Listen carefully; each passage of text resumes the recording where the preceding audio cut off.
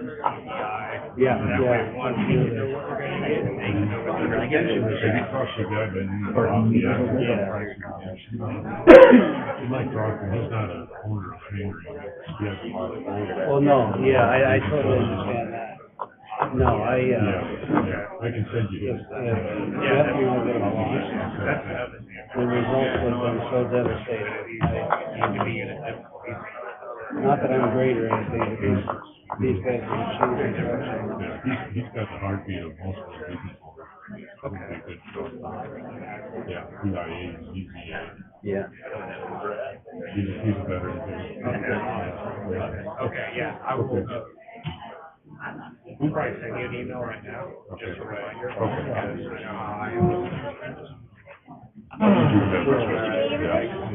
Yes, that is.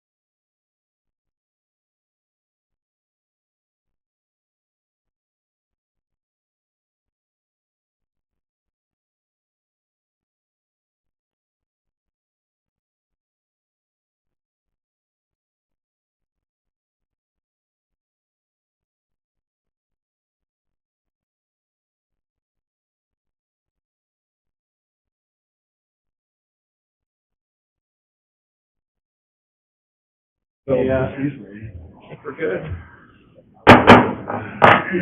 I'd like to welcome you out this evening. The time is just after 6 p.m., which was scheduled for our regularly scheduled city council meeting this evening. It is November 21st.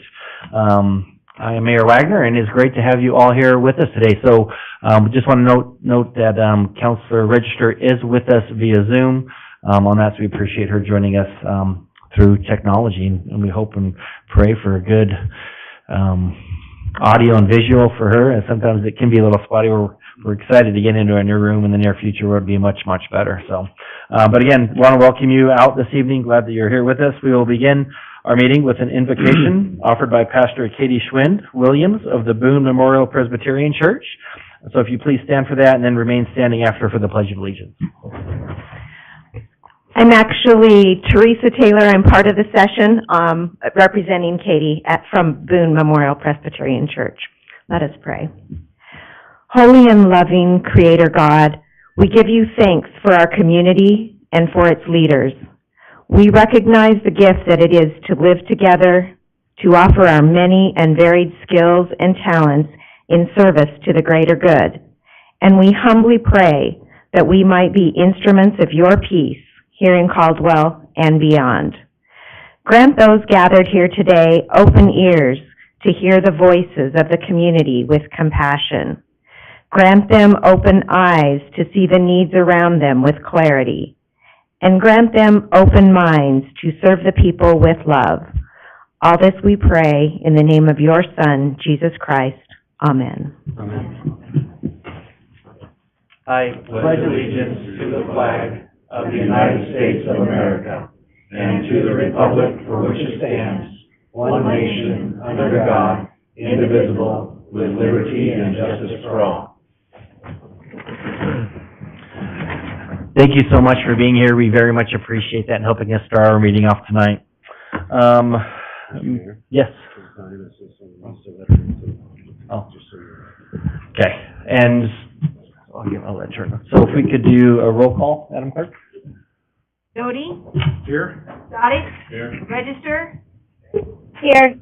McGee? Here. Alkins? Here. Williams? Here.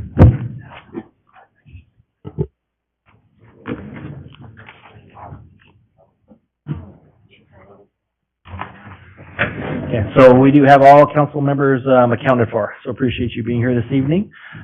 We do not have any special presentations tonight. We'll wait for our wonderful clerk to get back up here for the next item, so we're doing that, extended congratulations. It was an election, actually the last, well, it was the last council meeting we had, so congratulations to Councilor Williams, who did win his election, and Councilor Allgood, and also to Council-elect Dittenber. So glad to have you with us tonight. So congratulations on that. It's never fun to have to go through that, but congratulations. Excited to continue to work with you, and excited to have you on the council at the beginning of the year. And it sounds like Council Register is up and ready to go on her end, so got that all taken care of.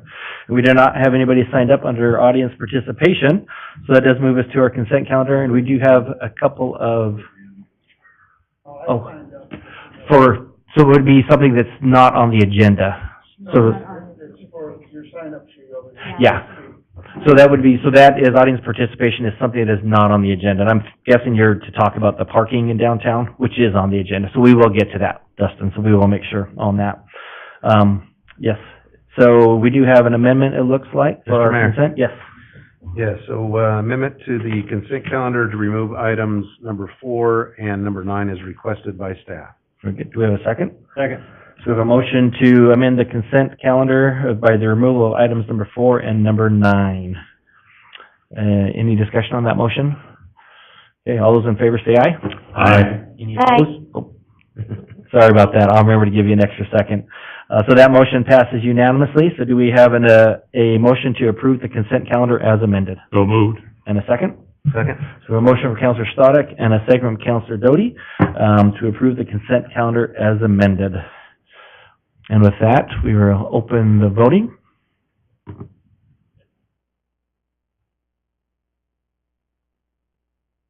Good. All votes are cast, the voting is closed, and that is approved. So that does approve the consent calendar as amended. So that moves us into old business. First item on that is, action item number 1 under old business is public hearing for the purpose of taking public comments concerning fee increases exceeding 5% for the Caldwell Event Center and for the Caldwell Police Department. Ray Lynn, the time is yours. Good evening. So I just have a couple fees here. So we did add 2 fees for the Caldwell Event Center. I worked with the superintendent there to add a Tier 1 cleaning fee and a Tier 2 cleaning fee. And then I worked with the police department to redo some of their animal control fees and then remove some of the fees as they are charged by the county. With that, we did combine the altered and unaltered fees for animal control. So that's all I have. Okay, very good. Any questions for Ray Lynn? Okay, excellent. Thank you so much. And we do not have anybody signed up for this item. So with that, I'd stand for a motion to close the public testimony portion of this hearing. So, second. So we have a motion from Councilor Allgood and a second from Councilor Stoddard. All those in favor say aye. Aye. Aye. All right, so that motion passes. So that would move us into considering the resolution adopting the schedule of fees for the Caldwell Event Center and the Caldwell Police Department. Councilor Mayor, Williams. I just have a question about this, and it's probably easily answered, but our licensing fee, so is that for dog licenses, I'm assuming? Yes. So is that $106.50? Everybody that lives in the city of Caldwell that has a dog used to have it licensed for $106.50. Is that a normal fee in municipalities in our area? Ray Lynn, do you know the answer to that? Because I do not. I think I do. Okay, yes, Councilor Allgood. That's the fee for failing to license, not the fee to license. It's like $12 to license your dog. Okay. Okay, very good, excellent. Thank you so much. So that's the incentive to get out and get it done. You So. owe the money. Well, how many dogs does he have? Times it by that number. Gotta get rid of some dogs. I was gonna say, the Elgin family's gonna lose some dogs, yeah. Okay, any other questions? Okay, with that, do we have any motions for the approval of this resolution? Mr. Mayor, Counselor Doty. I make a motion that we approve the resolution for fees for the Caldwell Event Center and the Caldwell Police Department effective October 1, 2023. Is that correct? That is correct. Do we have a second? Second. So we have a motion from Counselor Doty and a second from Counselor Stodic for approval of the resolution as noted. Any discussion on that motion? Okay, with that, then the voting is open. All votes are cast, the voting is closed, and that passes unanimously. That moves us into new business, action item number 1, public hearing. This is for case number SUB 22-28. Tammy Bilbo, on behalf of J&V Construction, is requesting preliminary plat approval for Baja Springs subdivision, 16-lot subdivision, located near Indiana Avenue and Beach Street. With that, Mr. Jones, the time is yours. All right. Thank you, Mayor and Council. Alex Jones, planner at 621 Cleveland Boulevard. Tonight before you is SUB 2228 Baja Springs. First subject site location, the subject is on the east side of South Indiana, with Caldwell High School to the south, along with Ison Village subdivision to the north and Woodway Estates subdivision to the east. For development proposal, there is a mistake in the legal, which should have been updated. It is actually the applicant is proposing a development of 3 acres of single-family homes consisting of 12 residential units with 2 common lots. In the legal, it said 16 altogether with 14 residential. That has been corrected to be 12 residential lots and 2 common lots, just for clarification. This development will be an infill that matches the existing residential subdivisions to the north, east, and west. This development is proposing 4 dwelling units per acre, which matches the zoning and comp plan density regulations. And staff finds that this meets all sections of code. For conditions surrounding the subject site, there's residential to the north, east, west, and the southwest, along with the Caldwell High School to the south. For zoning and comprehensive planning land use analysis, this is zoned R2 medium density residential to the northeast and west, along with R1 low density residential to the south.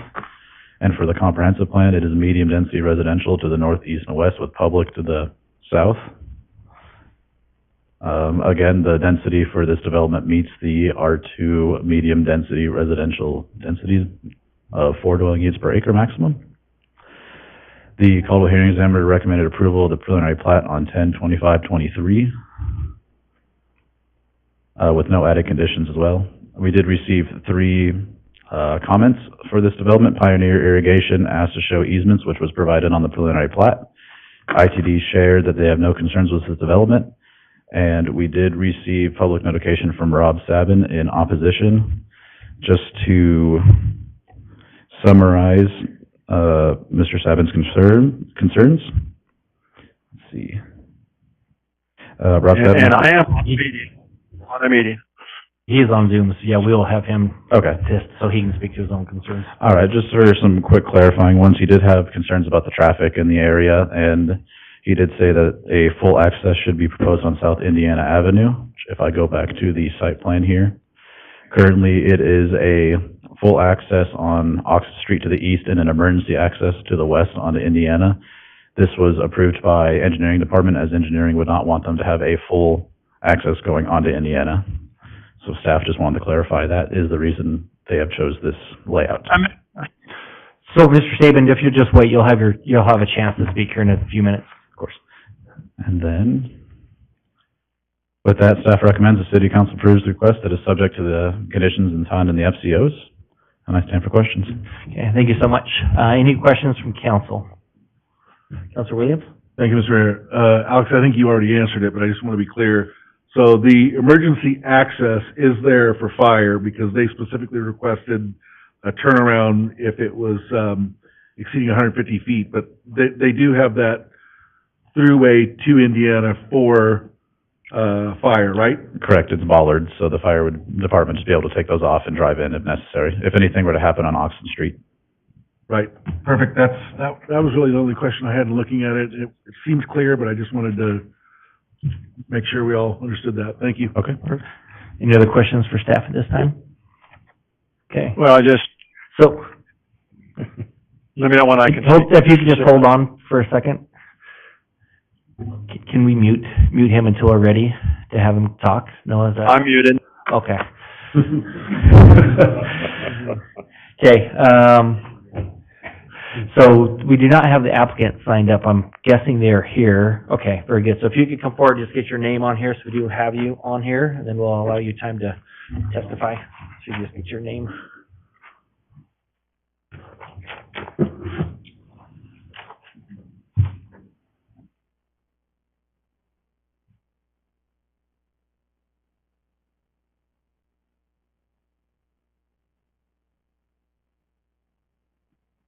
No, you're fine. Okay, and then David Crawford, is that correct? Correct. Okay, very good. So if you would please mind stating your name and address for the record, and then you will have 10 minutes, and I'll let you know when you have 2 minutes remaining on that for your Perfect. testimony. Mr. Mayor, council members, my name's David Crawford. I'm with Centurion Engineers, 2323 South Vista Avenue in Boise. I am here representing the owner of the property for Baja Springs subdivision. It is a 3-acre infill development that's located pretty close to the school and abuts Indiana Avenue and Oxon Street on the east. I think I need to clarify that this is a 15-lot subdivision. It's got 3 proposed common lots on the very west end of the site. There's a small landscape buffer adjacent to Indiana, a storm drain lot, and then our common open space, little micro park there. So that's what we're proposing. We have been through the hearing examiner where it was approved. We meet all the conditions of approval. We believe that we have a reasonable development here that's going to be consistent with the area. The lot sizes here are a little bit larger, and the architecture will be a little different than the surrounding neighborhood. We did receive the email from Mr. Savin that indicated he wanted us to join their HOA. We don't believe that our home sites are going to be compatible with theirs, and we have our own common open space, so we don't believe that will be a detriment to theirs. We did look into having a full access out to Indiana, but that was restricted as it's a minor arterial, and therefore access restrictions apply to that a little differently. So we did end up with a full turnaround and the emergency access. We believe that this will be an attractive addition to the city, and respectfully request approval tonight. And I'll stand for any questions you have. Okay, very good. Thank you so much. Any questions from council? Mr. Mayor? Yes, Councilor Stoddick. Ms. Crawford, is there gonna be like a 55-plus age on this, or like the one that's just north of you, isn't that a kind of a subdivision with the retired folks in it or not? Councilmember Static, nope, this is going to be open to a small builder. So he's the one that's developing the property for sale. It's not a restricted development at all. Okay, and do you have any idea what kind of price range you're going to be looking at? Yeah? Well, with the market trending the way it is, it's probably going to be, I would think that it would be somewhere around the $500,000 range, kind of what the average is going for these types of homes, maybe a little more, because they're going to be a little larger than the neighboring properties. Okay, thank you. Okay, any other questions? Yes, Councilor. Are there any elevations or diagrams to go with this to see kind of what's coming? We haven't seen anything but a basic map. Is there some kind of elevation to be? We did provide elevations. I believe that they're in the packet. They're near the back. So we provided several different elevations for what could be provided here. We have some RV garages, and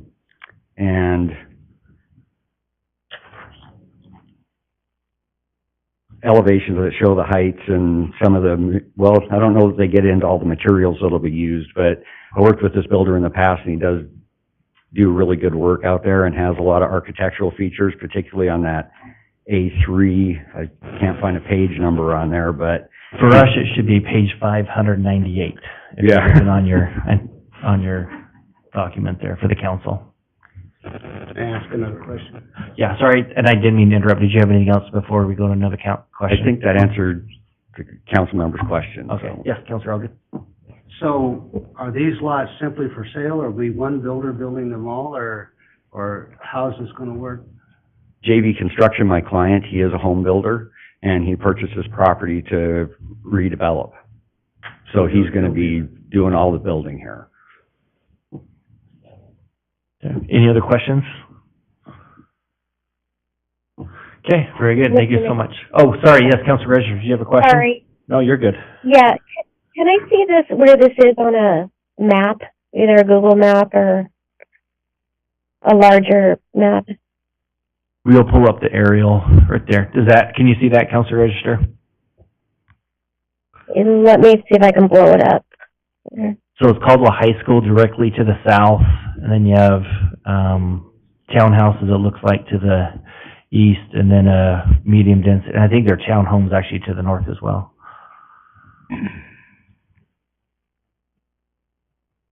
Okay, thank you. Yep. Did you have any other questions, Counselor, at this time? So, I'm just trying to look at the map here. That's on the south side of that. Is that a canal? That's not U-Stick, right? That is a canal, correct. That's a canal that separates the high school from this property. Okay, thank you. Yep. Okay, thank you so much. Thank Appreciate that. Okay, Mr. Saban, it is your turn now, so can we make sure that he is unmuted? So if you... I'm unmuted. Okay, if you could state your name and address for the record, then you'll have five minutes for your testimony. All right, my name's Robert Saban, and I own the house at 2318 Dorset Court. And so I'm struggling a lot with the traffic flow, et cetera, with the neighborhood. So with this new subdivision piece that's put in, it adds about 25% more houses to the single outlet on Georgia Avenue. And I guess my daughter actually lives in the house and has 7 kids, and they're young kids, and just increased traffic flow. They use that open space quite a bit for around Dorset Court and Fairham Avenue. And I just have concerns that it's going to drive more traffic that way in an already not great situation. So to me, it reduces the value of my house. It makes it less desirable by adding this in. And what it does for this new land area is it kind of protects them back in the back when there's no throughput, puts it in a cul-de-sac, and they gain where I lose. And so I think it's a little biased on the strategy here. I'm not sure what the constraints are on an access point on South Indiana Avenue. Haven't studied enough. I don't know what the regulations are there. Don't know if there's lights or whatever it might be. But to me, it's really biased in favor of the developer as opposed to the existing houses. I do know at some point there's that lot on Dorset Court. I suspect that will be sold at some point. That may improve the situation where they can go have access out Whipple Avenue, but that's certainly not the case right now. And so right now, to me, it's problematic, and it impacts me. It impacts my house, impacts my grandkids, and so I'm not in favor of the way it's proposed right now. Okay, thank you very much. And so just to clarify, 2318 Dorset Court is the property that you own where your daughter lives, is that correct? Correct. Okay. Could you highlight that, Nora, by chance, on the map? Does it show on where you're at, where that property is, just so we can kind of see? So 2318 Dorset. Keep going to the right, to the right, to the right, down a little bit. It's the second house away from that, that one right there, up one, that one right there. Sorry, I was thinking that was our web map that had the addresses on it, just realized it's not. So I think like that probably you're right there. So correct. Yeah. Okay, thank you so much. Appreciate that. Any questions from council for Mr. Saban? Councilor Register, do you have any questions? Mr. Mayor? The only question that I have for Mr. Saban is, he said that he's not in favor of how it is right now, so did he have any suggestions about? Yeah, I did. An access point out Indiana Avenue rather than just a fire exit, so the traffic doesn't drive all the way through to that single outlet point. It goes right by the open space park. So is that, for the mayor, is that something we can accommodate? So it's up to the council. It definitely does not meet city code in regards to separation with Indiana, and we'll let the city engineer, public works director, speak to that, but on arterial roadways like Indiana, there's separation requirements for driveways, separation requirements for street locations, and so it does not meet city code. So it's up to the council, whether you want to allow an access there or not, but we'll allow, the Public Works Director to speak to that. Well, I think it's worth at least having a discussion about, especially with the high school right there, and people probably driving through that neighborhood already, so I'm curious what he has to say.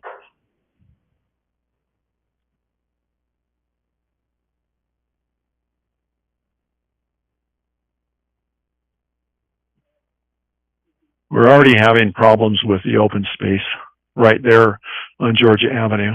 And as far as utilization, vandalism, et cetera, we're going to add more pressure to there. It's just going to be a negative effect on my property. And so that's why I have concerns. Okay. Mr. McDonald? I cannot. This sounds like a bad Verizon commercial. We had to start paying you again, so we had to take it back. I'm thinking maybe the volume is just down on it, so. That's okay. Mr. Mayor, Council, I certainly understand the concern that the citizen has, and we run into this situation all the time. We have to weigh where do we put access points and where do we not put access points to help the public, to provide safety, to provide good traffic flow on certain roads. In this case, the access point that is requested at that location does not meet standards. There are several other driveways that are within that location, which is something that would normally deter or prohibit another access point being added there.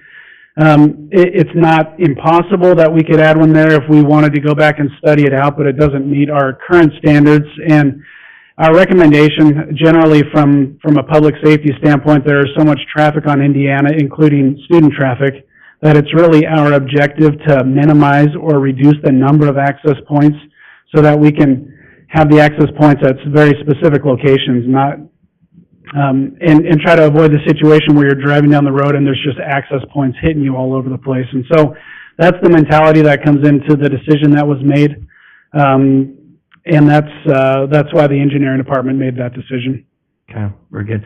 And I would guess, and we'll have a chance for rebuttal, so the developer can correct me if I'm wrong, they would probably prefer it to go through because they'd get more land. Their lots would be bigger and maybe an additional lot, but you can correct me if it's wrong on that. So, because the cul-de-sac usually eats up quite a bit of land compared to just a straight street going through. Any questions for Mr. McDonald from the council in regards to that? Yes, Councilor McGee. Mr. Mayor, I just want to reiterate what Mr. McDonald has said, and I think this council addressed this maybe a year ago when we were talking about a little bit farther down at Ustick, at Indiana and Ustick, that we have two schools there in proximity, and what was happening. The roundabout has certainly helped alleviate the situation, as has that turn lane into Heritage, but still that is a very congested area. And while I understand the concerns, adding another road right off Indiana within just a few yards of the entrance to Caldwell High School is just, I think we're asking for major traffic issues. I mean, there's a reason why we have standards, as you suggested, Mr. McDonald, isn't just to say, hey, we're not going to let you build any roads. It's because we have to keep the traffic flowing. And if there's one, I don't know about the rest of the council, but if there's one complaint that I've heard over the last few months, it's we need to keep the traffic flowing. So I'd be very concerned about adding an additional off-ramp, for lack of a better term, off of Indiana, although I understand the constituents' concerns. Okay. Any other questions at this time for Mr. Sabin or for Mr. McDonald? I have a question. Yeah. I don't have my computer in front of me, so I apologize. And this may be for Alex or you, but what are the requirements of the developer to make sure that that canal is fenced off or separated, or whether from the residential area, or are there requirements of that nature? Thank you, Mayor and Council. So in our code, there is not requirements to fence it, but if council were to deem that a fence would be necessary, planning would support that decision. From the proposal standpoint, one second, please. That along the canal would be the rear of the properties of those to the south, so generally they put fencing around their property lines. So, the developer might be able to answer that more if they are planning on putting fences along the back of their properties. With that should be a good deterrent from any children going to the canal. Thank you. Any other questions at this time? Okay, so if you please come back again, Mr. Crawford. So you'll be allotted 5 minutes for rebuttal testimony, and then if you could address the questions that came up during that'd be appreciated. So the time is yours. Mayor, council members, David Crawford, Centurion Engineers, 2323 South Vista Avenue, Boise. All great questions. We certainly would love to have the road go all the way through, really just like cul-de-sacs. However, we have resigned ourselves to the fact that this is where we're at. We recognize that the minor arterial does need to have some intersection controls. It's quite common in traffic planning. So that's where we ended up there today. We certainly understand that development always brings traffic. This is a much lower density development than what it's adjacent to, and these are much larger lots. So it's not increased as much as it could have if it had developed under an older code. So we believe we brought an attractive product here.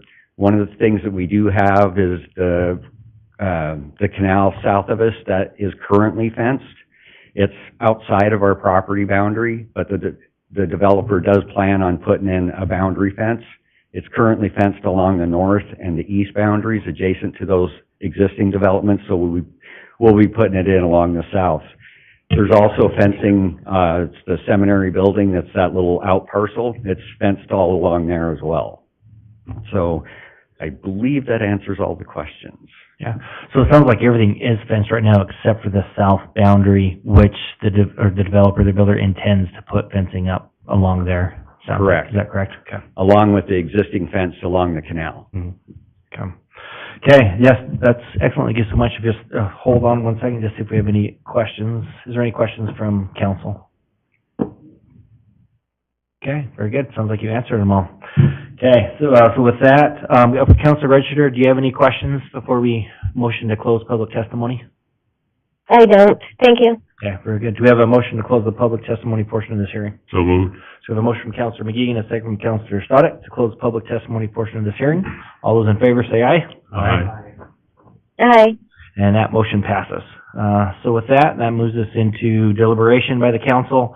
Again, questions for staff are always appropriate. Questions among yourself, any discussion or any motions? Mr. Mayor? Yes, I have a question for staff. Mr. McDonald, does this type of project require a traffic study? And if so, what were the results of it? Thank you, Mr. Mayor, Councilman Stoddard. This development does not require a traffic impact study. Traffic impact study threshold is 1,000 vehicle trips per day, which generally is about 100 single-family residential homes, and this development is well below that. Okay, thank you, sir. Okay. Any other questions or discussions or motions? I just want to make a comment. Yeah. I realize the gentleman online, that had concerned about the exit, but one of the things that I like about this subdivision, I would be in approval of it, is the fact that we're doing infill. We're not spreading out. We're filling in these bare lots that have been bare lots for years and years. I think it's my preference rather than spreading out that we fill in what we've got, and so I feel like this does a good job of that. Thank you so much.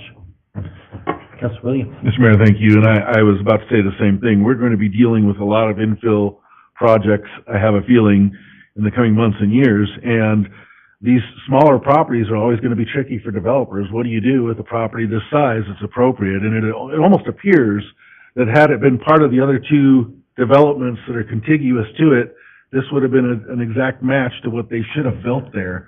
And so I just see this as a really good use of an infill property, and appreciate the work gone into it. Okay, any other discussion or any motions?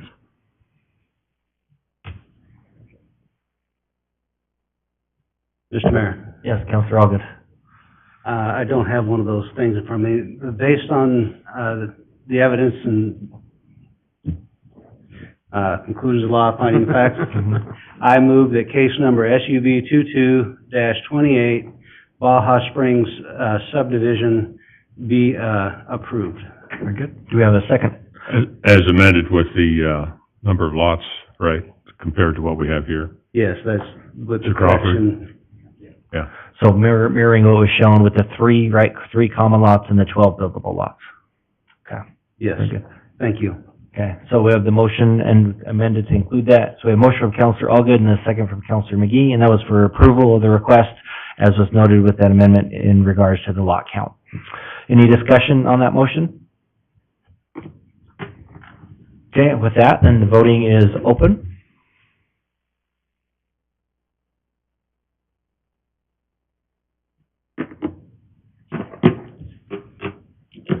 All votes are cast, the voting is closed, and that does pass unanimously. Do we have a motion to close this public hearing item? So moved. And a second? Motion from Counselor Doty and a second from Counselor Stodic to close this public hearing item. All those in favor say aye. Aye. Aye. That motion passes unanimously. Thank you, Mr. Crawford, for being here, and thank you, Mr. Saban. We also appreciate you being here, providing your testimony. May I ask one more question of the developer? So what Is we the can- open space, So what is we the can- open space equivalent to the other one? What we can do, sir, is we can get you his information, on that so that you can reach out to him, after this meeting. So we have, I believe we have your email, correct? Your information, Mr. Saban?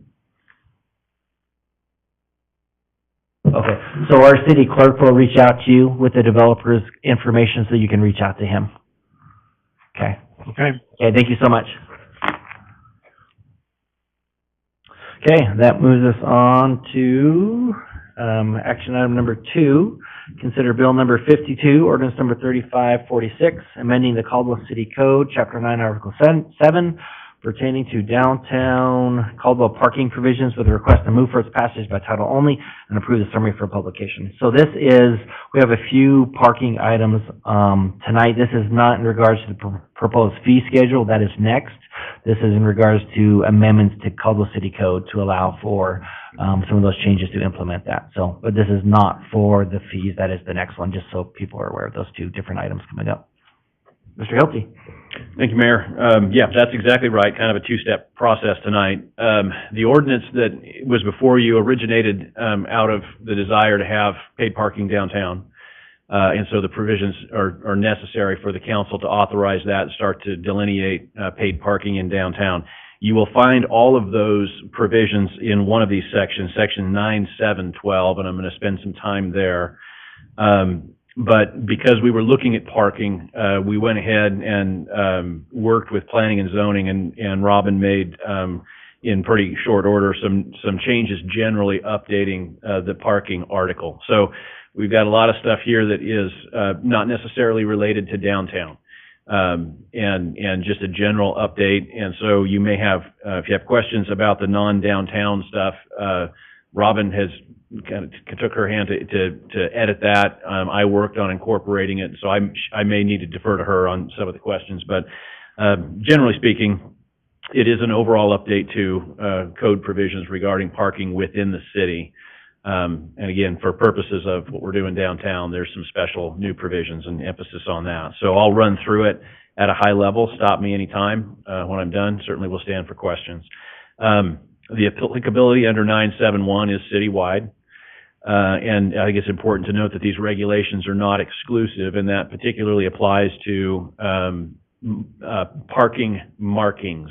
Those markings might be signage, they might be painted curbs, they might be other indications, but we have, I think, in front of the police department here, some signage that wouldn't necessarily be provided for under the ordinance, but the ordinance does indicate that with respect to city property, which includes the right-of-way, that the city is authorized to erect signage, and then that signage would control. So it's intended to cover areas where we may have specific parking restrictions or requirements at department buildings, parking lot at City Hall, those types of things. Moving on, it tries to address, generally under 973, standing or parking on the roadway. the manner of parking. There's provisions for motorcycle parking. Multiple motorcycles can park in a single space, up to 4. There are prohibitions here, parking near hazardous or congested places. Now, the details of that really fall down to often the Traffic Commission, but also the new employee in the Planning and Zoning Department, and Robin, I'll probably get the title wrong, Parking Compliance Officer. So there is a role for a city employee to play here in implementing these, and that would have to do with identifying hazardous or congested places and whether or not parking is appropriate there. There is the authority, but not the requirement, for the city on municipal parking lots, so lots owned by the city, to issue permits or to sell parking leases. Parking of trucks on the roadway, regulated there. And that gets us really to the downtown. And the downtown area is, generally speaking, it's 10th Avenue to 5th Avenue, between the railroad tracks and Blaine. Now, there is a bump out that it moves out to Cleveland, right around the 621 Cleveland Boulevard, the city Public Works building. And it also bumps to the north to take into its area the new parking lot the city built on Albany. But generally speaking, that's how the downtown is defined. So now I'm getting into this section 9712, which is about downtown parking.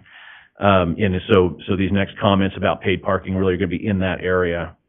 The ordinance authorizes the city to impose parking fees and fines for downtown. It also authorizes the city to hire a third-party parking operator, which of course you've already done in terms of your operating agreement with the car park. So in addition to city police, which will continue to have authority to deal with illegal parkers, we have now a city employee that's going to have several things under that job description, but including enforcement. The primary enforcement mechanism will be through this third-party operator, and not just enforcement, but the collection of fees, the reporting of fees and accounting for those and so forth. And again, all that was under that operating agreement, which you approved, I think, last month.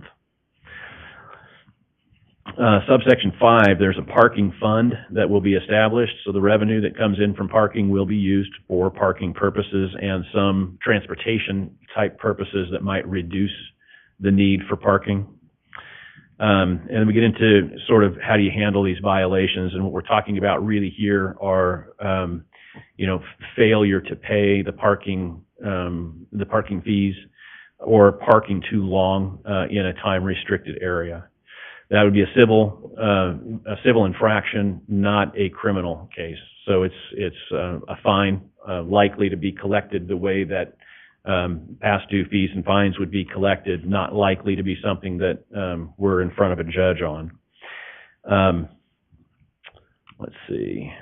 So there are time limitations, and these are going to be established by signage. There are different fees in different areas. There is no overnight parking permitted in the downtown. There are holidays called out. There will be no parking fees paid on essentially the federal holidays.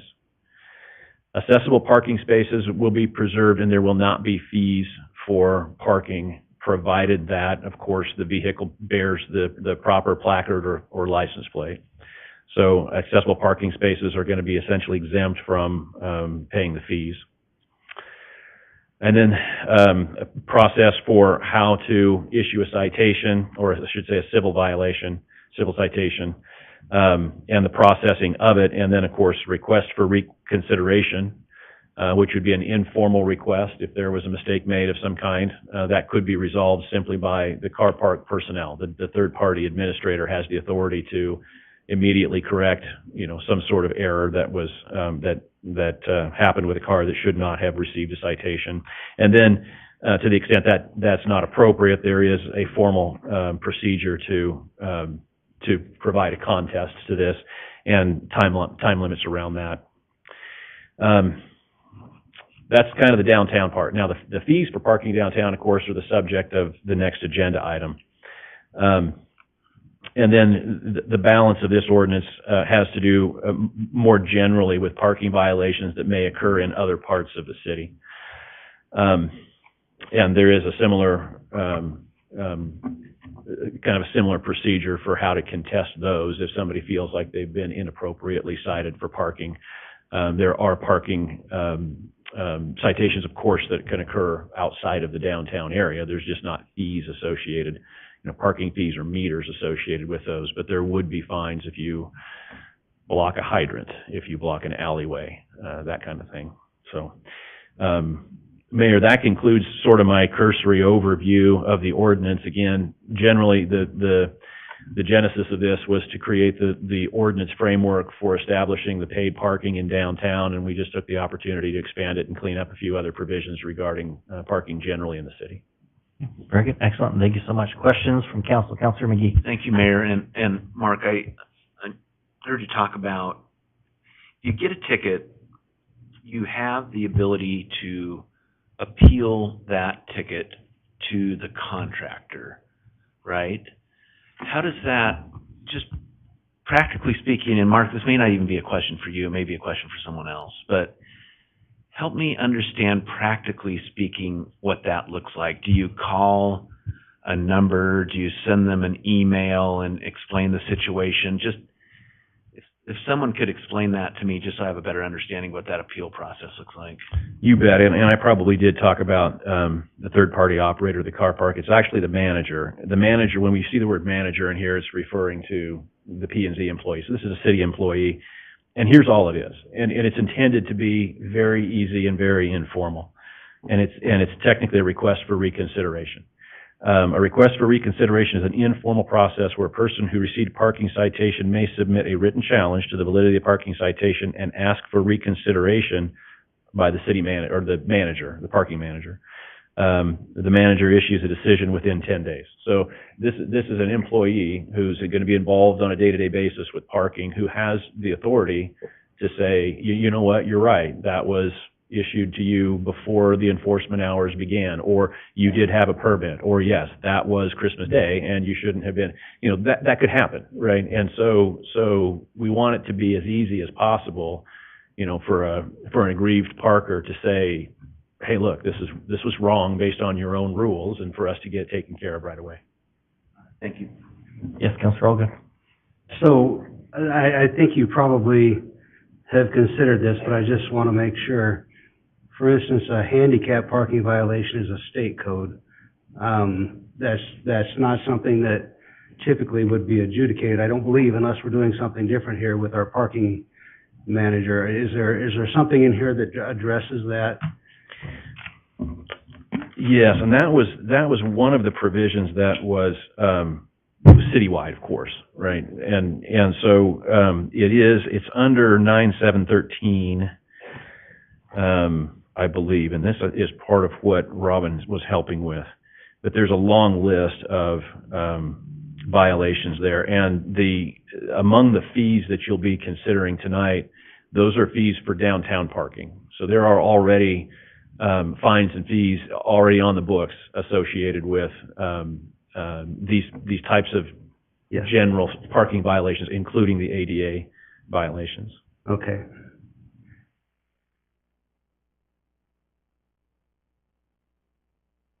Other questions for Mr. Hilty at this time? Okay, very good. Thank you so much, Mark. Appreciate that. And actually, I think this one and the next one kind of roll together. So I don't know, Mr. Jenkins, were you going to have a presentation? Going to do fees?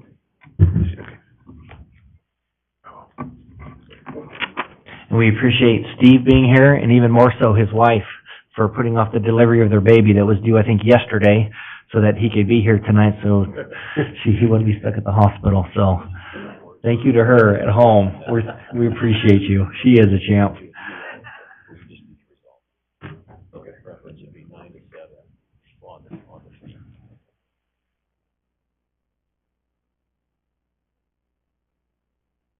All right, Mayor, Council, thank you so much for having me tonight. Appreciate that. And Mayor, I'll send a note to my wife and let her know that you said thank you. You said you appreciate it. Maybe, maybe not. Yeah. I am pleased to be here, and just want to start off by saying, gosh, there's so much success here in Caldwell, and downtown Caldwell specifically, and driving through downtown to even come to this meeting tonight and seeing the lights, and over the weekend, of course, and it just brings me a lot of pride and a lot of gratitude to all the leaders here that have made decisions that have reflected in the success that we've had, and 300,000 plus visitors each year, 250 events with our partnership at Destination Caldwell. It's just amazing to see that. So talking about parking is kind of a twofold process for me. I look at the success of it because we have this new parking demand, and then of course we have to mitigate these issues. So gift and a curse, but we're happy to be here in this position. So also wanted to thank our friends at the car park for being here tonight. They've been tremendous partners. Our CEO Jeff is here, John Whiting with their team, and also Kevin. They're here in the back for specific questions that pertain to the management group that we're working with closely here with the city. They've been extremely gracious with their time and also sensitive to the ignorant questions that I've asked along this process. It's been a learning curve for our team to work closely with them, and they have provided a lot of great advice and just some good hand-holding along the way. So it's been helpful for me just to be able to learn from them and to be able to have that level of support throughout this process. And then lastly, I just thank you, City Council and Mayor, for your time and all the meetings that we've had, the workshops that we've had that pertain to parking, the respective open houses. We had a couple of those as well. Had a BID meeting in this room most recently with our businesses from downtown. So just a lot of open feedback, open communication, a lot of great feedback that I've received, and we've been able to implement a plan based on some of those details there. So Noah, thank you for pulling up this website here. This is the last thing I want to mention before we get into the details of our fees. This is our new parking website. It's a proposed parking proposal website that really just goes over the details of what we're trying to accomplish here with parking. For those that couldn't come to the open houses, we wanted to make sure that we had something evident on virtually so that we can provide information to individuals seeking details around parking.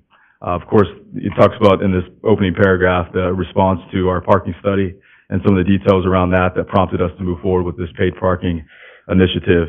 And then as you go down further into the website, you can see some maps that correspond with our open house events that we had that pertain to parking. This is our updated metering proposal map here, which is the latest iteration of the maps that or the boundaries that we've provided for our paid parking program. We took some feedback in from the open house events and of course the BID meeting, and we wanted to extend the free parking that we had downtown, and then also just consolidate the area in which we would have meters and paid parking that would be enforced by the car park. And as you scroll down, you can see a little... Actually, real quick, can you highlight all the areas that are free parking? Because I know there's been confusion. Some people think that there still is paid parking along the railroad tracks. So maybe just highlight all the ones that are designated as free. Absolutely. Be happy to do that. And thank you, Madam Clerk. Appreciate it. I'll give you guys this one too, so you have a closer look at this map that you see. So if you break your neck every 5 minutes. I gotta be careful with this one here. All right. Okay, so just to highlight the details of this map, so you have some permit parking along the tracks here. This will be for project users from the Tillion project and also downtown employees, so a shared parking model at this location. At this location in green is also just south of the tracks. You have free free parking for 3 hours, up to 3 hours in the green here. And then the 4th hour, and we can just kind of go right into the fees here, is proposed at $1 after that 3rd hour. So that 4th hour, you'll be charged $1, and then each subsequent hour will be $1 from that point forward, up to $5, which is our daily rate that we're proposing. And that will be in the green. So again, 3 hours free, and then that 4th hour would be $1 is when you'd have that fee that you would incur at these locations. And then here in the blue, here's the movie theater here, the Lux Theater. The blue area is free, and this is all day parking. So the goal here was to have a place for employees or folks that needed longer term parking to have a place to park without having any concern about timeframes or those types of details related to parking, so they can park here essentially all day for free if they need to or throughout their shift. And then as you get into the red here, this is the boundary that we have for metered parking. This is essentially going to consist of a series of meters. We'll have multi-space meters, you'll have single-head meters and double-head meters as well, and they'll be sprinkled throughout this core here. And then the pink lots that are identified in this map here. So this is our Treasure Valley Community College lot.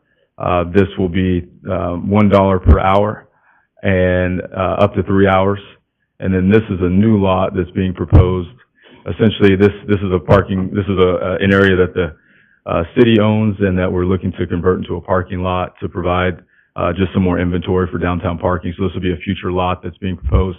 And this one's a current parking lot that will be $1 per hour up to 3 hours as well. So also to note, I wanted to mention in this green area here, I failed to mention earlier, that we'll have the availability of permits that can be purchased for folks that want to have monthly permits there. And the rate at which you can do that is about $40 per month is what we're proposing.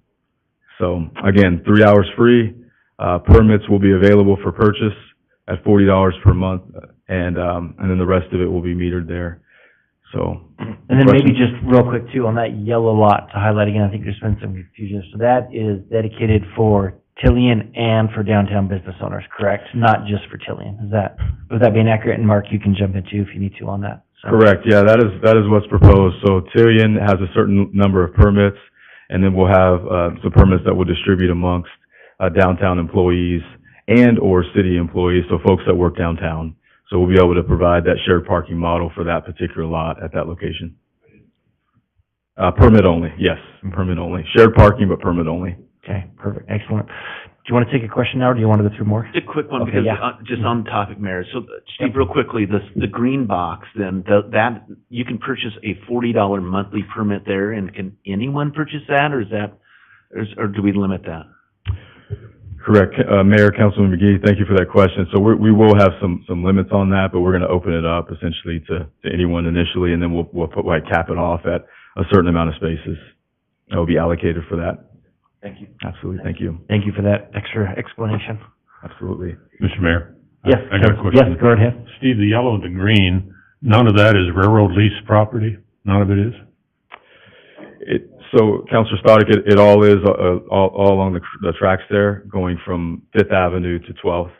That's all under that Union Pacific lease. I thought there was a restriction by the railroad that we couldn't charge parking on any of their land. Is that true, or is that not true? So after review, we looked at it pretty closely, and we didn't determine that was the case. So we're going to go ahead and move forward with this approach here, and just plan accordingly for this paid parking model along the tracks. And without their input, or how's that going to work? I mean, I had the impression that we couldn't charge if it was railroad lease property from our last meeting, so. Yeah, and we can continue to review, and Mark, I don't know if you found anything, but we weren't able to identify anything that would preclude us from moving forward with this approach. Okay, thank you.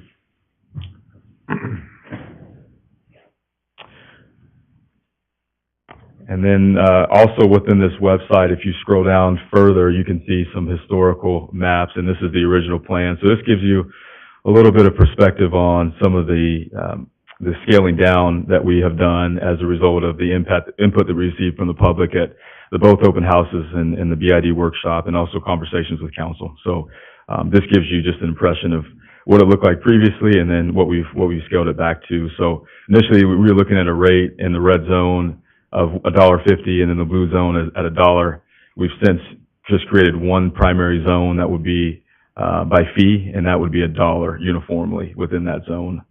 So that just gives you a little bit of history there. And as you scroll down a little more, you can see some of the other display maps that we had in the open house meetings that were available to the public.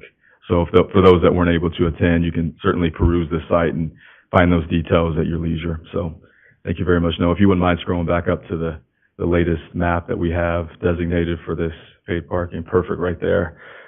So as I continue on, what we're recommending Monday through Friday is $1 per hour. Of course, I mentioned in the the yellow lot will be permit only.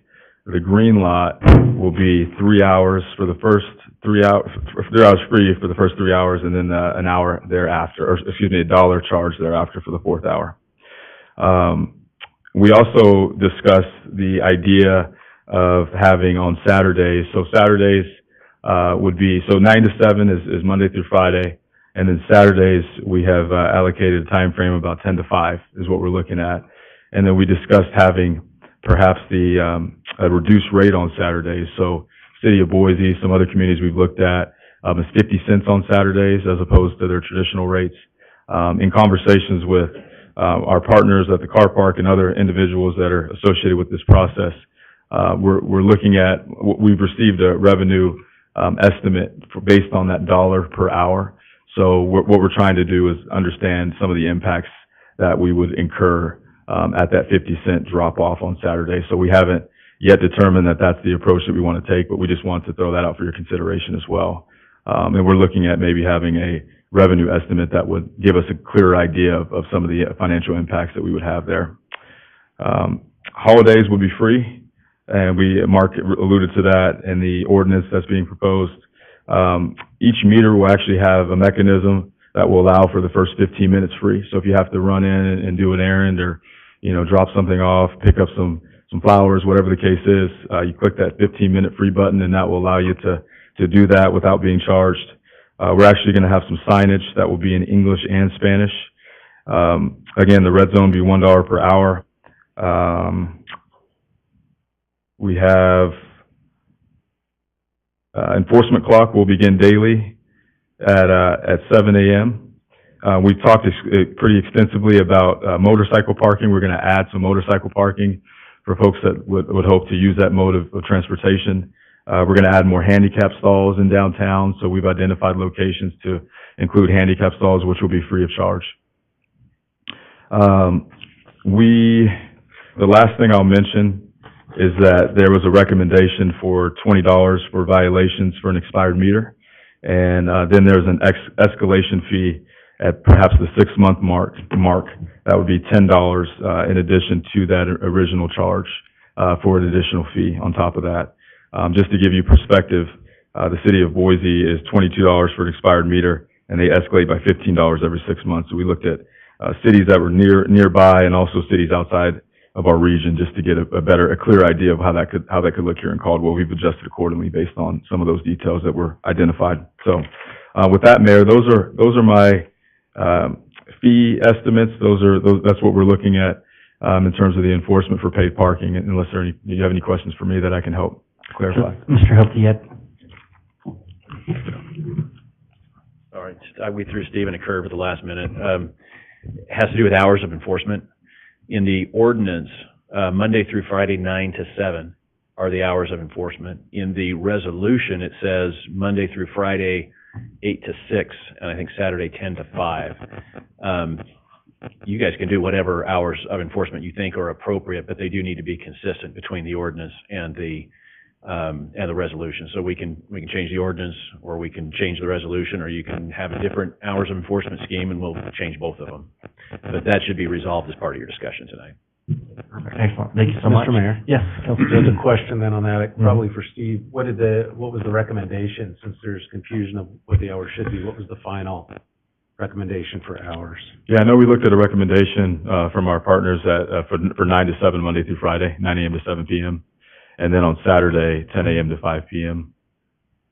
I think some of those changes came from the open house and the feedback received, and for those proposals to be changed and amended to provide additional free parking time. And I failed to mention that Sundays are free as well. So holidays and then Sundays will be free of charge. Okay.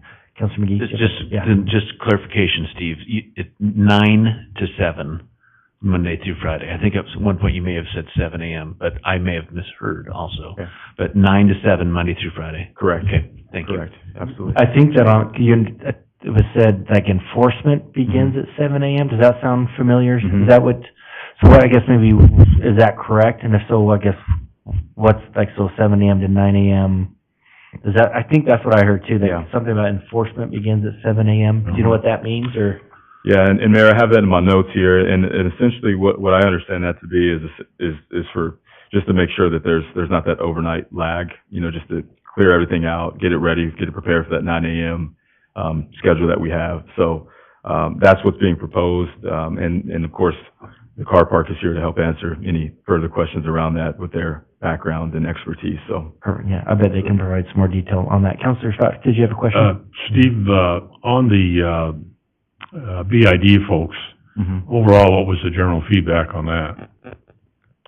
Yeah, Counselor Stodic, it was a good discussion. You know, we had quite a bit of notes that were taken from that meeting. I think overall, really, just keeping open lines of communication with our business groups.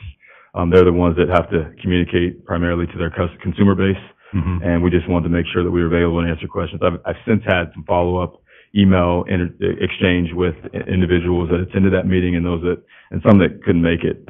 So it's just been an ongoing, you know, communication thing that we're working through. Really the basis was to inform the group of this website so that they can direct the consumers that they have to this website and to this information, and also just to answer any questions that they had offhand. Okay. Because I know there was a concern from the folks that I talked to about diminishing their customer traffic now that we're charging for it. So that's why I was curious what their feedback was, so. Absolutely. And I believe some are here this evening, and we'll provide opportunity for them to speak to this matter as well. Absolutely. Yes, Councilor Allgood. I have several questions. I don't know if they're best answered by Stephen or the provider, since they do it a lot, but let me hit you with a few of these and see if... My concern is we've really limited the number of hours that we will meter, and then charging $1 an hour. Will we generate, I'm not trying to make a profit on this, but I also don't want to be in the red paying our car park provider over and above what we bring in for parking. I don't want to be spending tax dollars on that, basically, is what I'm saying. In our estimations, is $1 an hour with the hours we have suggested, will that cover our cost for providing parking compliance?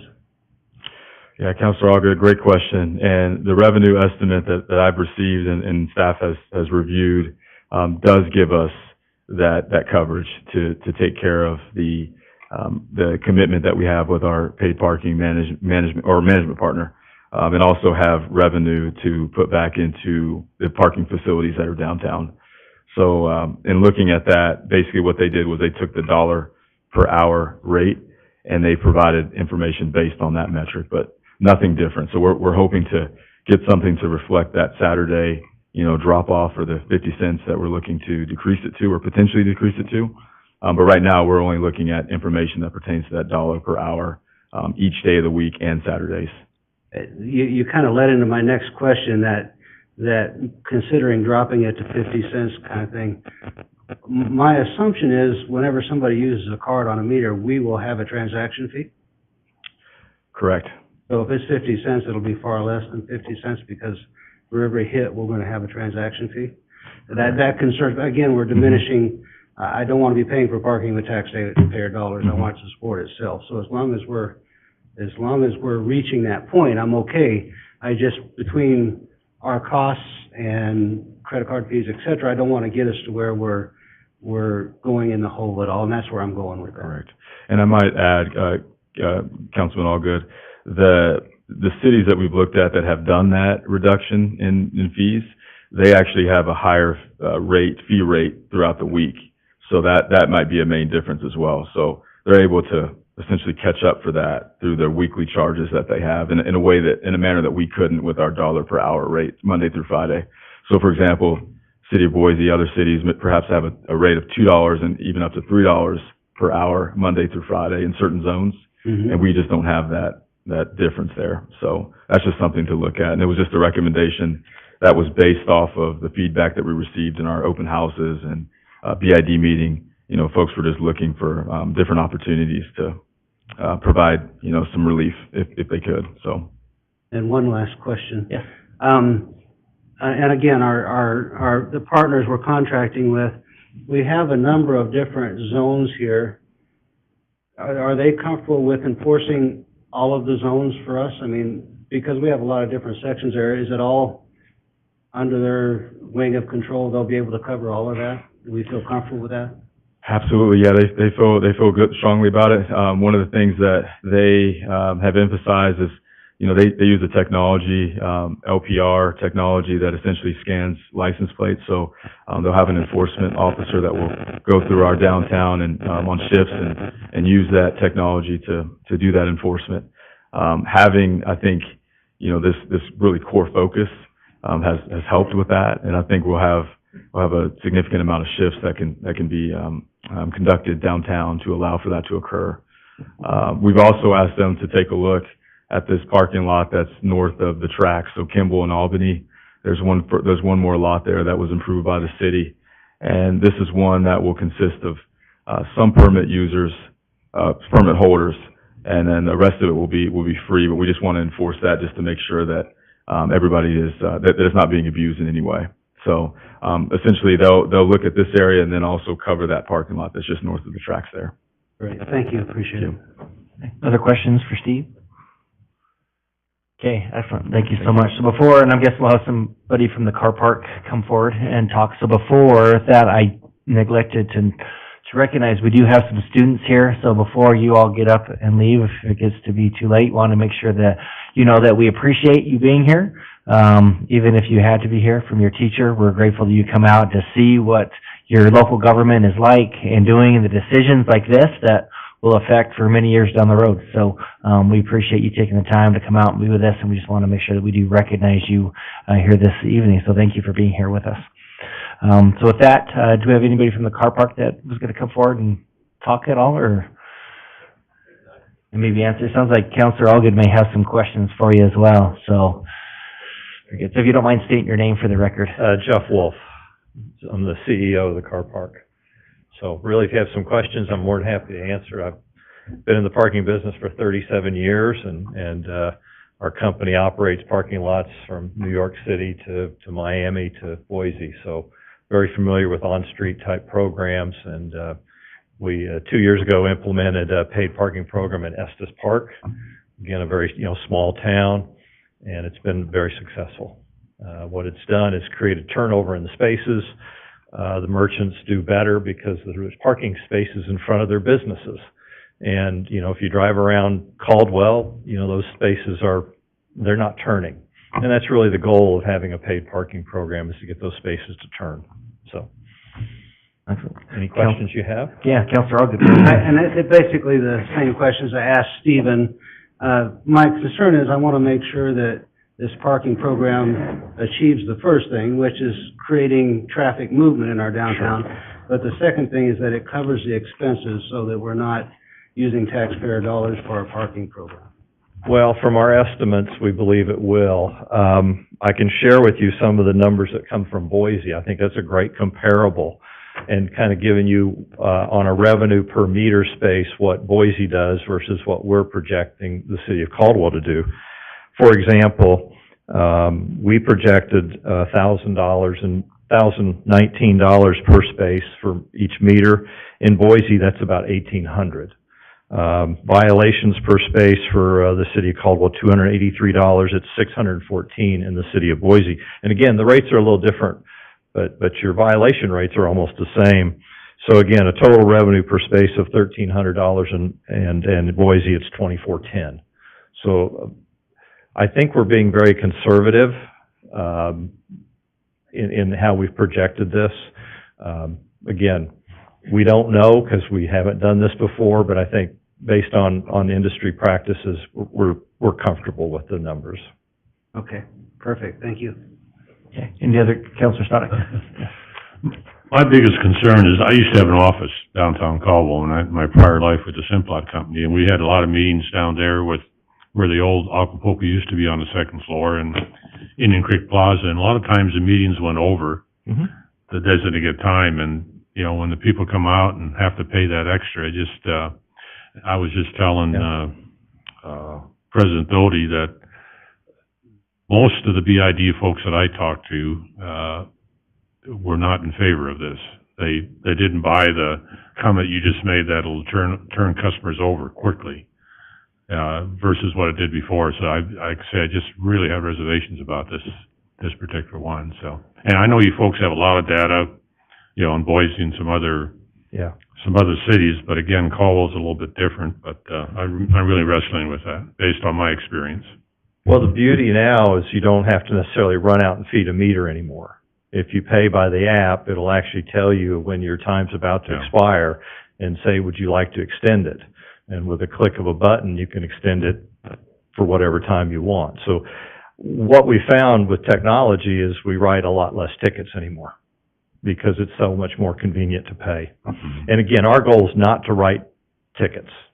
We don't want that to happen. We want to take a friendly approach. We want to take listen to people if they have a violation and to see if we can correct it. Because again, to us, that's a customer. We want them to come back downtown and enjoy the experience and not be turned off from it. Now, one more question, Mr. Mayor. Councilman Olga talked about this transaction fee. Yes, sir. Isn't that picked up by your company though, rather than this? I mean, how does that work? Just explain that one to me. Credit card fees would be passed on to the city of Caldwell. There are fees that we can pass on to the consumer. That's not the way we modeled it. Okay. Again, if you go to the 50 cents, a lot of that will get chewed up. Just if it's a credit card transaction, probably 10 or 12 cents will go to the credit card processor. If it's paid on the app, almost all of that will go to the app people. So the 50 cents is almost it's not a revenue generator. Yeah. Thank you. Councilor McGee? Thank you, Mr. Mayor. Just a couple of quick questions. Let's start with, talk to me about the 9 to 7 Monday through Friday and how that compares to other projects that you've done. To me, that seems like the sweet spot, like the enforceable times. Is that pretty typical with It's pretty other typical. projects? Yeah. A lot of cities, and I'll give Boise an example, only enforced till 5 p.m. for years and didn't do it on Saturdays. And what happened was, the success of downtown Boise created a parking problem.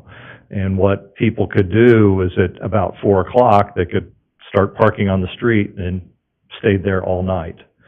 Or especially residents. And the more residents you get downtown, the more that will happen too. So again, what we're trying to do is, again, get those turn of the spaces. At some point, you just say, I'm not going to go enforce it. It's just not worth it. And that's why we pick 7 o'clock.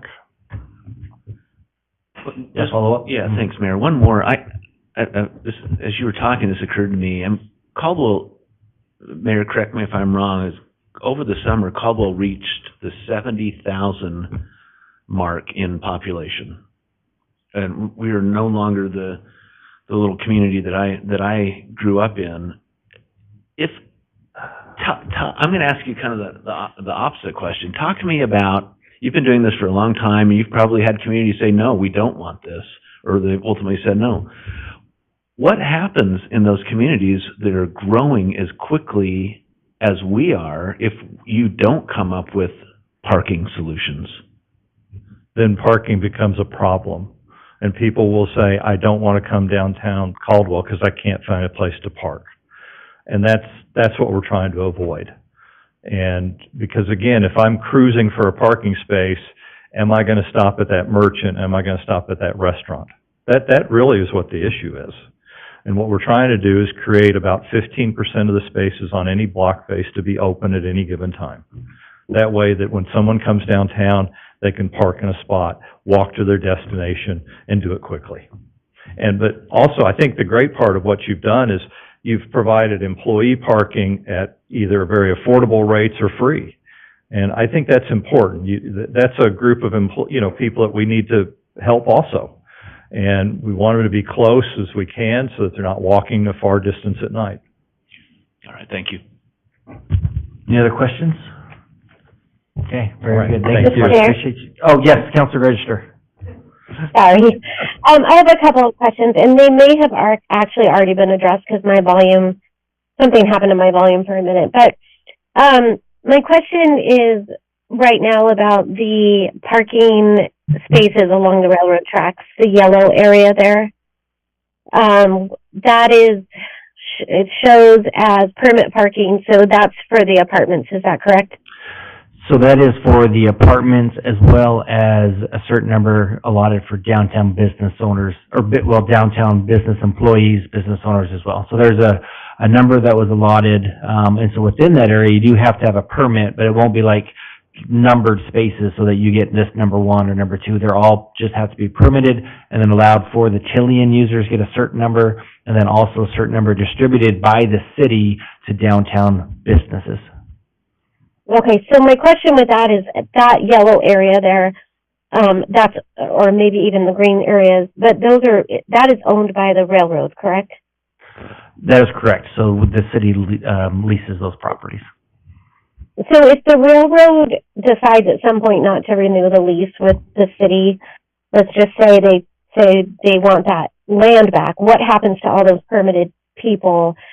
My guess is then because unfortunately we committed to a 75-year contract with Tillian as far as the parking was concerned. So if we have to honor that and just on the off chance that the railroad comes back and says they want their land back, then those permitted parking people will then go to the street, correct? I may defer to Mr. Hilty on that.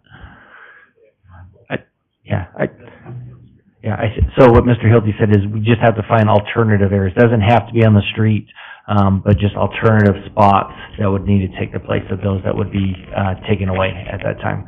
Whether that was, the lot on the other side of the railroad tracks that was recently constructed, or other avenues or methods, but just have to find those additional, however many spots those were allotted there, would have to be allocated or found somewhere else within the downtown area. Okay, well, I feel like we're pretty limited, obviously. Sorry, I'm getting a lot of feedback. Not sure how to fix that on my side, but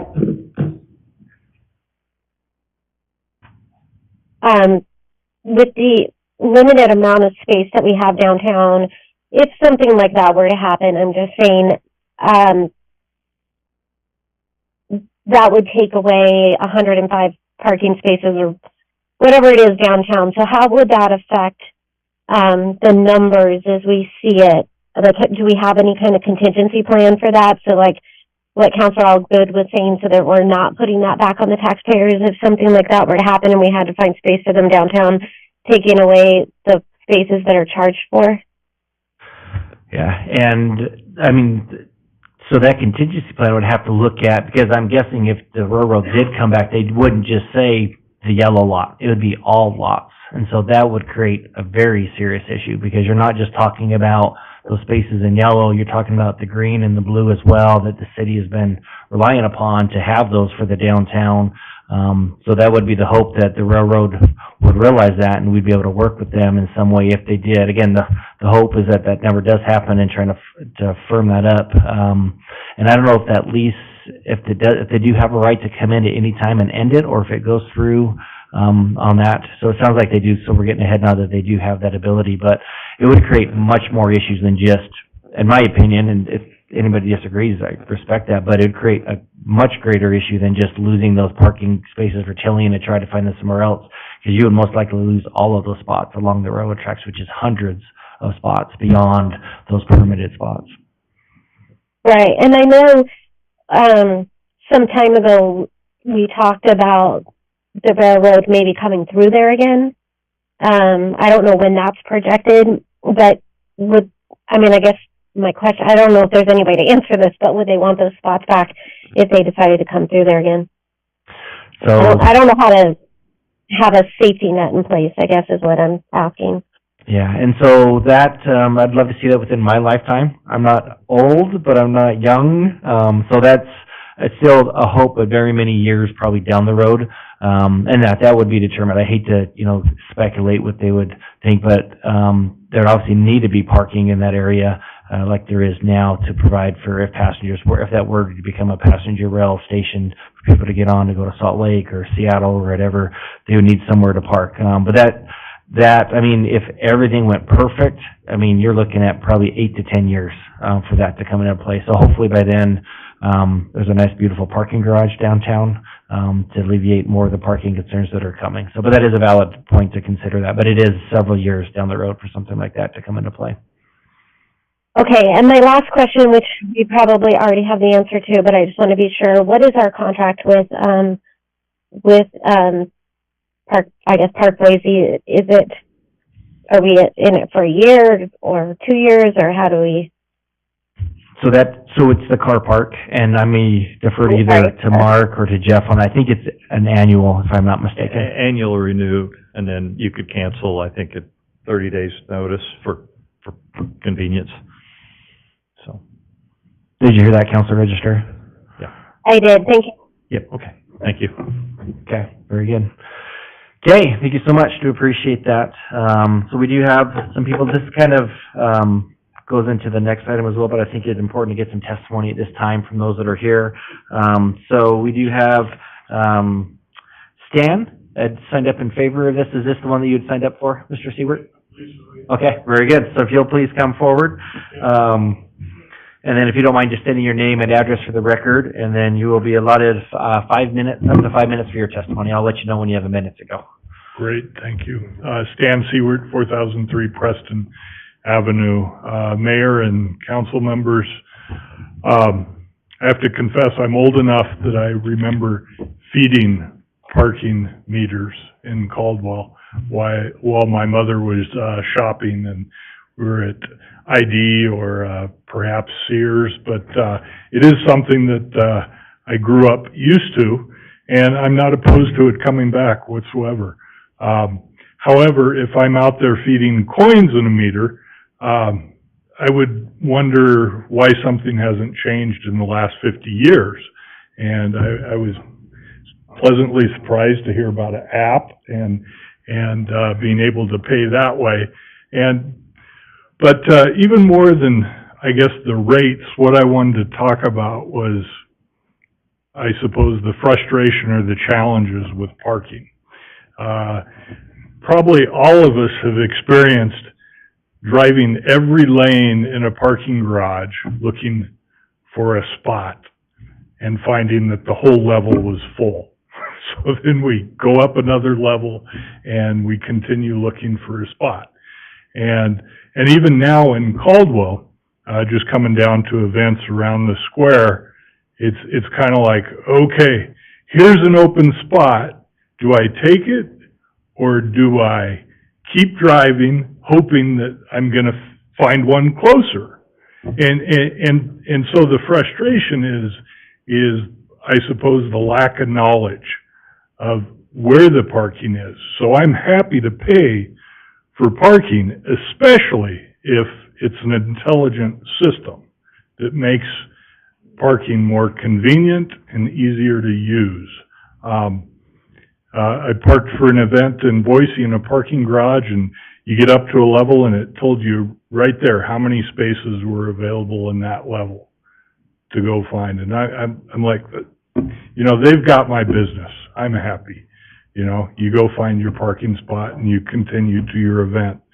So that's what I'm hoping for here in Caldwell, and I'm happy to contribute to that if it's providing convenience. The other thing I did want to mention was I think we should probably highlight walking and biking. That takes vehicles off the parking spots and off the streets, and we should make that free. Do we have enough bike racks in Caldwell? I don't know. I live about 3 miles away, and I've enjoyed walking back and forth, and it's a great way to get exercise. I did want to mention cost should be based on demand. I was one of the very few unpopular folks that thought we should look at landing fees. When you're going around the pattern and around and traffic can't get in or out of the airport because of training traffic, that's the time to make landing fees kind of expensive. And it's the same, it's no different with parking. It should be demand-based. And I was a little puzzled by the overnight, I think there was a statement, I didn't get if there's no overnight parking or no overnight fees. I would hope there's overnight parking because there's people that live downtown and probably count on being able to park. Is there, I guess it would end, is there gonna be an impact to the neighborhoods that are adjacent to the parking areas? Like, is there folks that park in front of their houses now that, are gonna lose their spot because people will be avoiding fees? And that's where the flexibility in fees come into play. If there's not much demand, hopefully it will be cheap enough that people won't be parking at the edges trying to avoid the fees. You know, they'll get close to their destination and park. You have just under a minute left, just so you know. Okay. So. I was happy to hear, Councilman McGee and the CEO touch on the convenience aspect of it. I think that's a really key factor that will make the whole thing, really pleasant. And people will forget about the fees if it makes things just go smoother. So, thank you. Thank you so much. Appreciate that, Stan. Any questions for Mr. Siewert? Okay, very good. Thank you so much. So as mentioned, Mr. Siewert did sign up in favor. Do not have anybody in neutral, and we do have a few signed up in opposition. And this kind of rolls into the next item as well, but I think it's important to get some of this testimony right now while the council is considering the ordinance change. So first on the list is Dustin Rose. So if you'll please come forward. And Stan, you did an amazing job. You had 1 second left on the clock, so I'm very impressed. You hit that just perfect on it. So, but Mr. Rose, if you don't mind just sitting your name and address for the record, and then you'll have up to 5 minutes as well for your testimony. I'll let you know when you have a minute left. Dustin Rose, 4243 South Leonato Avenue, Meridian, Idaho. I am a realtor who represents the owner of the former building 523 Main Street, which is now 110 South 6, 525 Main, and 521 Main Street. I'm also representing the Rigoberto Contreras, and his daughter is here this evening, who runs the Cana Sierra. I also have a petition here that was prepared. 87 people have signed it, and they're very much against the fee parking.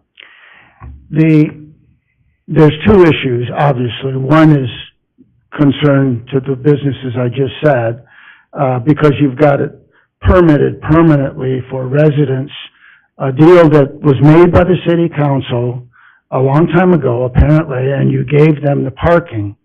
Now, the city of Caldwell is already into this, by my math, about $5 million for this development. Now we're going to take the parking away from the people of Caldwell, who have been here, participated, paid the taxes, paying the BID, paying for all the improvements. And now we're going to penalize them, truly, because paid parking can be argued. I've heard all the comments here, and I've heard the gentleman representing the firm doing it, and the costs for doing it are almost the same as what the revenue is going to be. And the differential is about $50,000 by my math. And it could be better, could be a little worse, but the point is it really worth it to take the parking away and make it metered parking? The costs involved might be prohibitive. I haven't heard the costs of putting in all of the meters yet. Okay, but that's a sunk cost for the city, and I get that. But the problem truly is you're taking away the ability of the average person to come down, stop in, go shop, and leave. Okay, and they've always done it that way. They're used to it, and this is going to be difficult to sell to the population of Caldwell, in my opinion. And taking and dedicating that space behind these people's businesses is totally unfair, because you've taken that and made that up for a business that's coming in and going to have an apartment house, and they're going to have employees on the first floor and all the rest, and that's really nice. Problem is, it impacts those who have already been here and paid their money. and supported the city of Caldwell. And so the point is, that's not gonna work for them. And I think I've already presented you with a letter from my owner indicating that, and it's from his attorney, and you will be hearing, I'm sure, from him if we don't get a resolution on this. Because this is really damaging to all of those people who have sunk millions of dollars into their business. Everything is up to code. He was one of the first buildings to come in and pay for it all. City didn't give him anything, not a nickel, to improve that building, okay? And now the value of the building is gonna go down when he can't park. And his tenants are gonna look at it and go, oh, wait a minute, I can't do business here because I don't have parking, okay? So you do have a minute left, just so you know. Okay, one more minute. In an emergency, when the railroad shows up and says, you know, I'm gonna do Amtrak, I heard that argument, that's a possibility, a long-term one, but a possibility. It's also an annual lease that has to be renewed every year.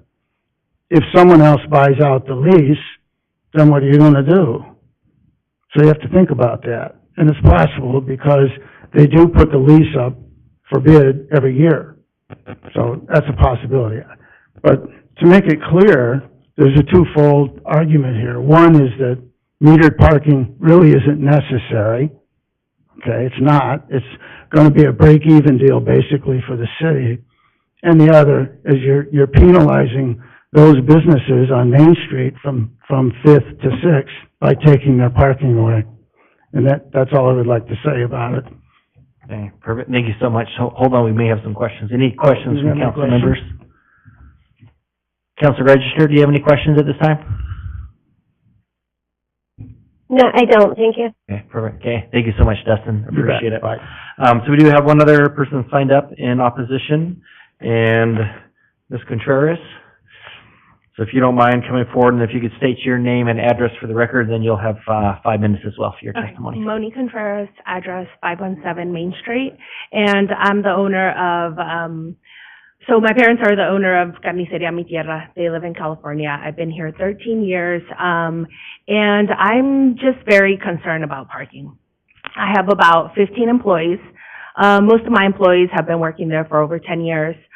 They work 12-hour shifts, only have a day off, so they're working six days a week. Where are my employees gonna park?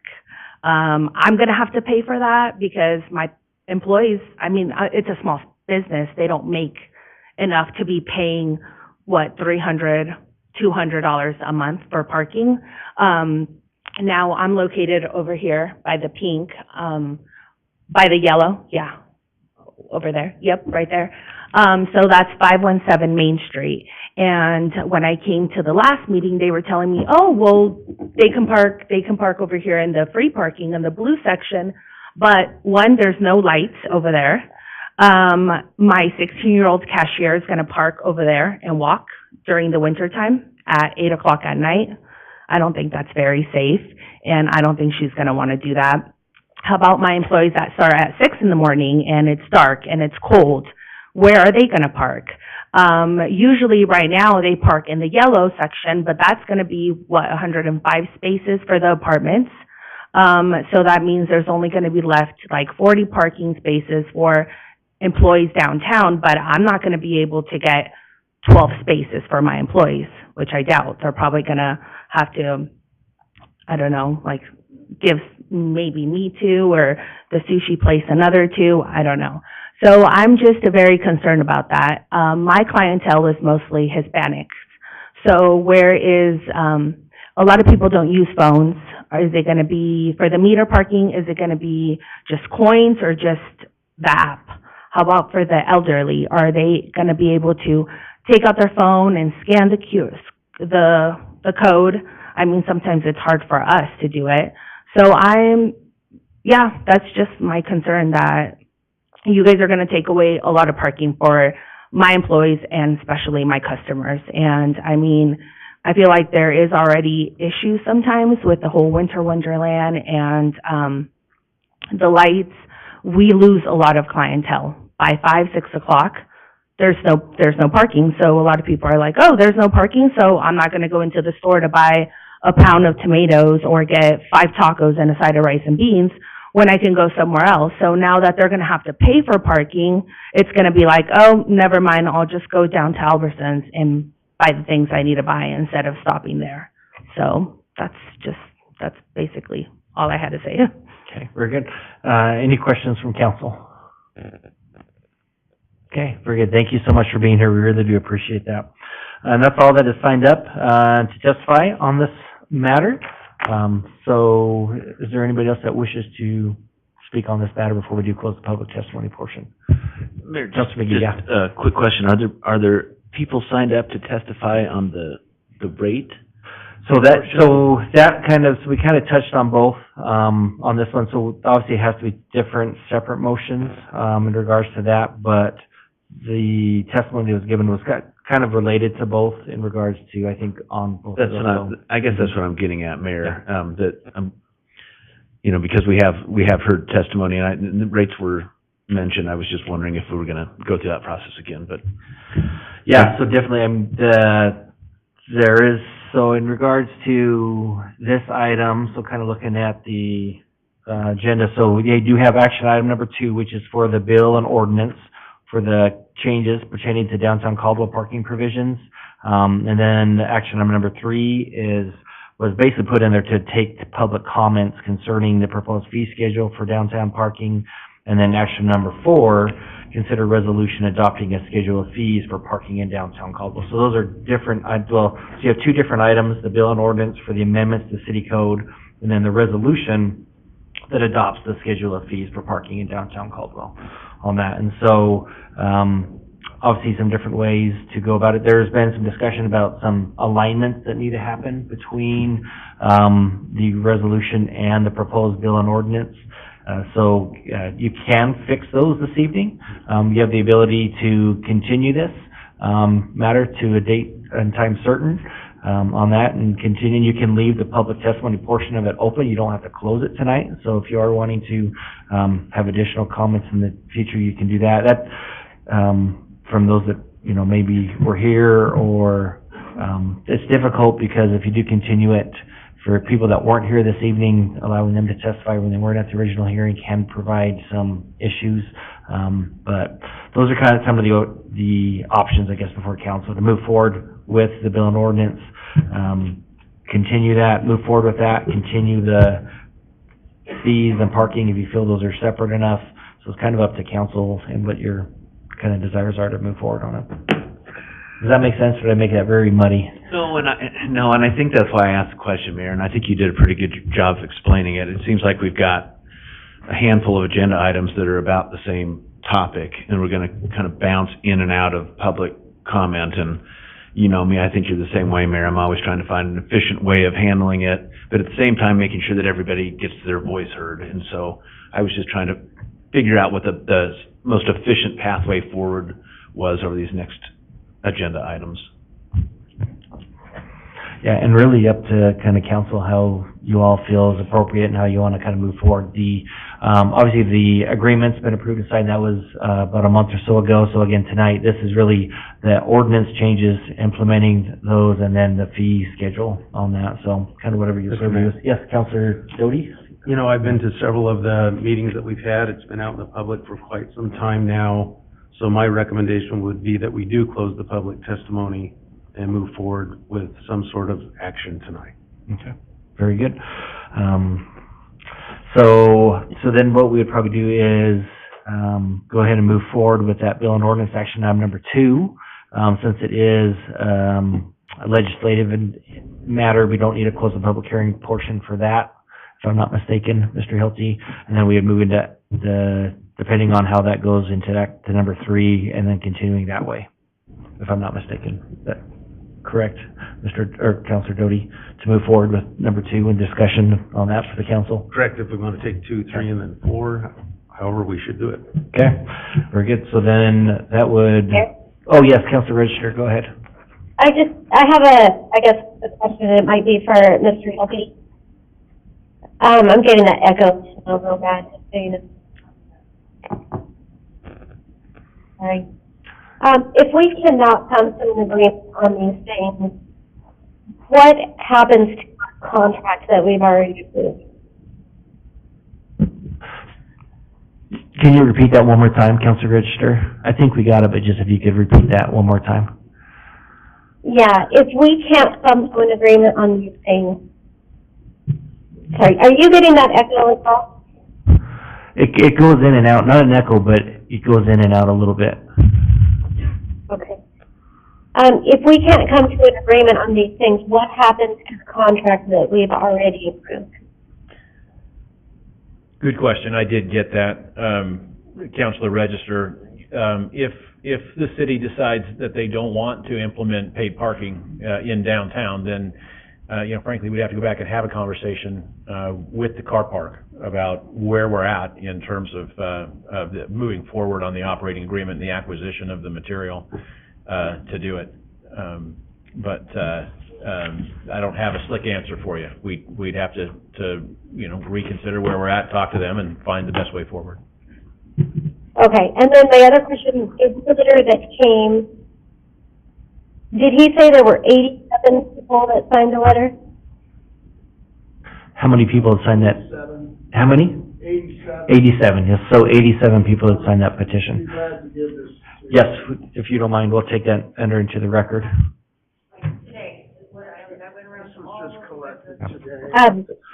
So we'll enter this as, what exhibit number, Madam Clerk?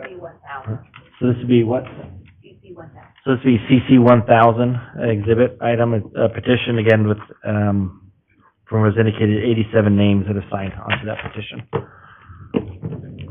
Okay, I guess the reason I'm bringing that up is, after we had our meeting, I too have talked to people who are not in support of this, and I'm curious who those 87 people are on the paper or on the letter, and I personally would like some time to at least look over that letter and see who is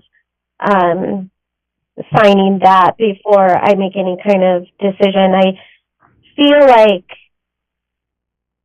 I know we had the open houses and we've had a lot of discussion and we've given a lot of opportunity. I don't know if people weren't aware, or if, I don't know why this is coming up now, but I feel like we need to give it some time to at least look at those things. Okay, thank you so much for those comments, appreciate it. Any other comments from any council members? Councilor Williams?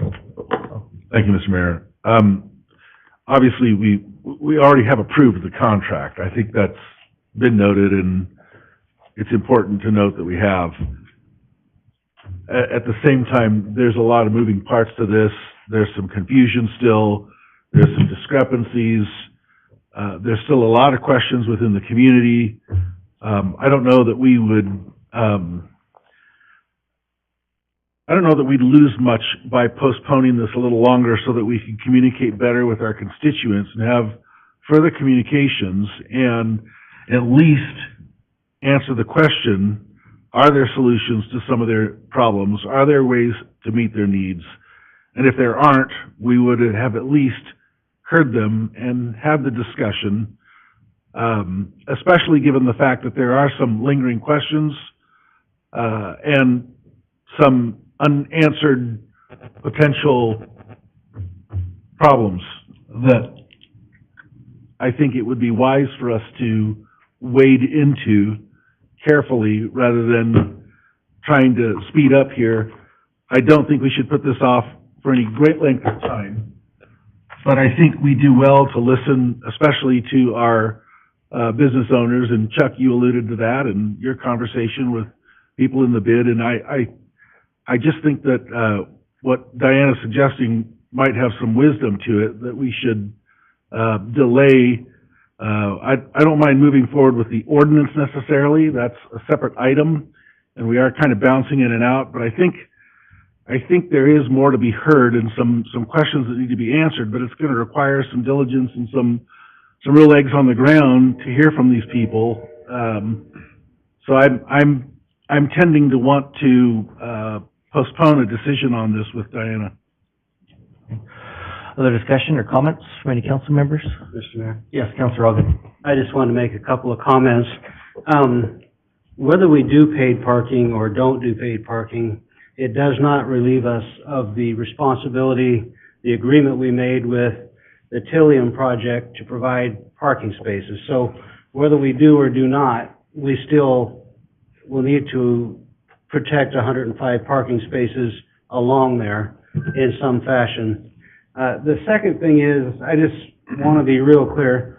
The council didn't wake up one day and say, wow, it would be kind of fun to start charging for parking. The whole plan to charge for parking and to move traffic through the downtown was in response to complaints from business owners who couldn't keep people from parking in front of their business all day and leaving or going down. It's not, again, it's another responsibility the city is taking on to try to improve the overall health of downtown. It's not something we're trying to force on people. If we do in fact postpone this hearing, it would be wonderful to have some people that have been dealing with people parking in front of their businesses and not allowing the customers not being able to get to their business to come down and talk about their side of it, because we are legitimately trying to make sure that all of our downtown businesses have a customer base that can get in, can visit their stores, come and go. I don't think there's anybody, I almost offended by it, I don't think there's anybody that can't put quarters in a meter. Most people, I don't know anybody over the age of 6 who doesn't have a cell phone and operates it better than I do. I believe apps and parking apps and things like that are extremely commonplace. But the big point I want to make is this is not the city council trying to force something on the business people of downtown. This is us responding to complaints of we can't get customers into our business because people are parking there all day long. If someone has a solution to move traffic and keep our traffic flows going, other than this, again, this is the time to hear that. But thank you, appreciate it. Yeah, no, appreciate it. Those are great comments. Any other discussion or comments from any council members?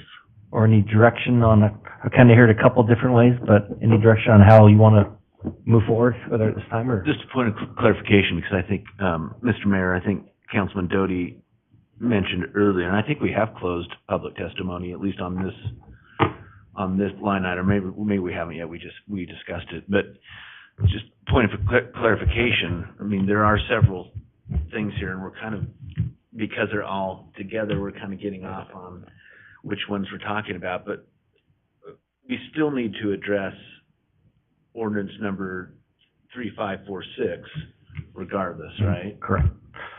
Either address it one way, either with a motion whether to approve or deny it tonight, or to continue it. Okay. Okay, and because there is a whole different discussion potentially about fees, obviously. Okay. I just want to make that clear, because I think we have a tendency to just look at these all together, but from a practical point of view on the agenda, it's that item that we're addressing right now. Correct. Okay. Correct, and Mr. Mayor? Yes. And, action item number 2 was not just the downtown parking, right? It was our outside of the area as well, and some of those issues out there, so I'm certainly ready to make a motion for action item number 2. Yeah, motions are always appropriate.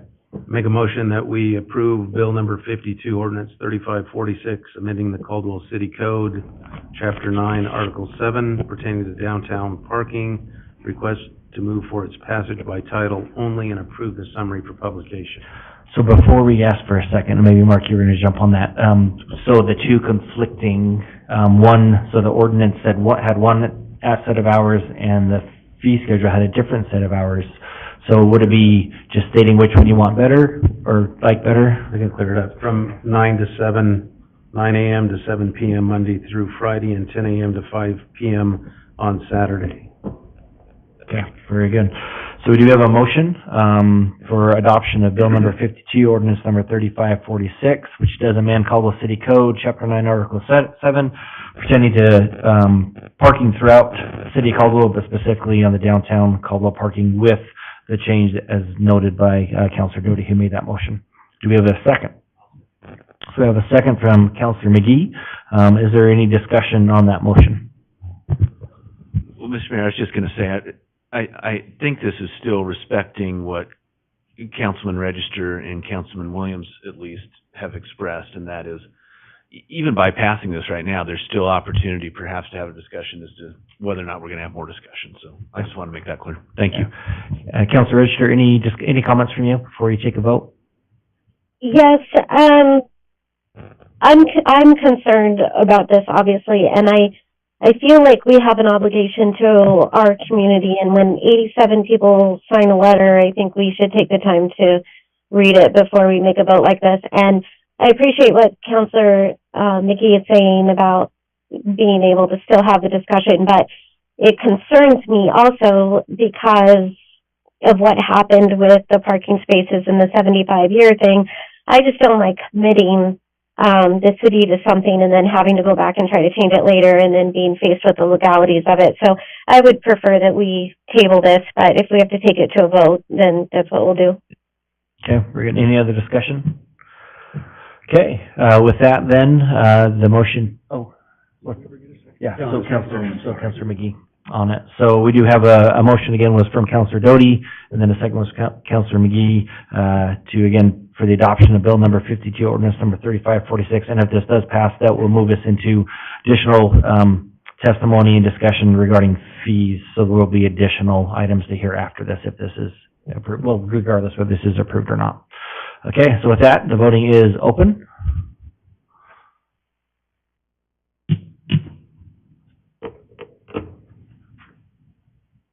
And all votes are cast. The voting is closed, and that motion does pass with 4 in favor, 2 in opposition. So those that may be listening and can't see the monitor. So Councilor Stoddard and Councilor Richter did vote in opposition to that request, and the other 4 council members did vote for it. So that does pass. So bill number 52, ordinance number 3546. So that does end action item number 2. Again, that moves us into action item number 3, which is public hearing for purpose of taking comments regarding the proposed fee schedule. So probably would be appropriate is to have that fee schedule presented first, and then we'll move into public hearing from those that were here. And so basically the same people will have the opportunity to testify as well in regards to that fee schedule. So I guess the question is, I saw Mr. Jenkins jump up, so do you mind presenting that?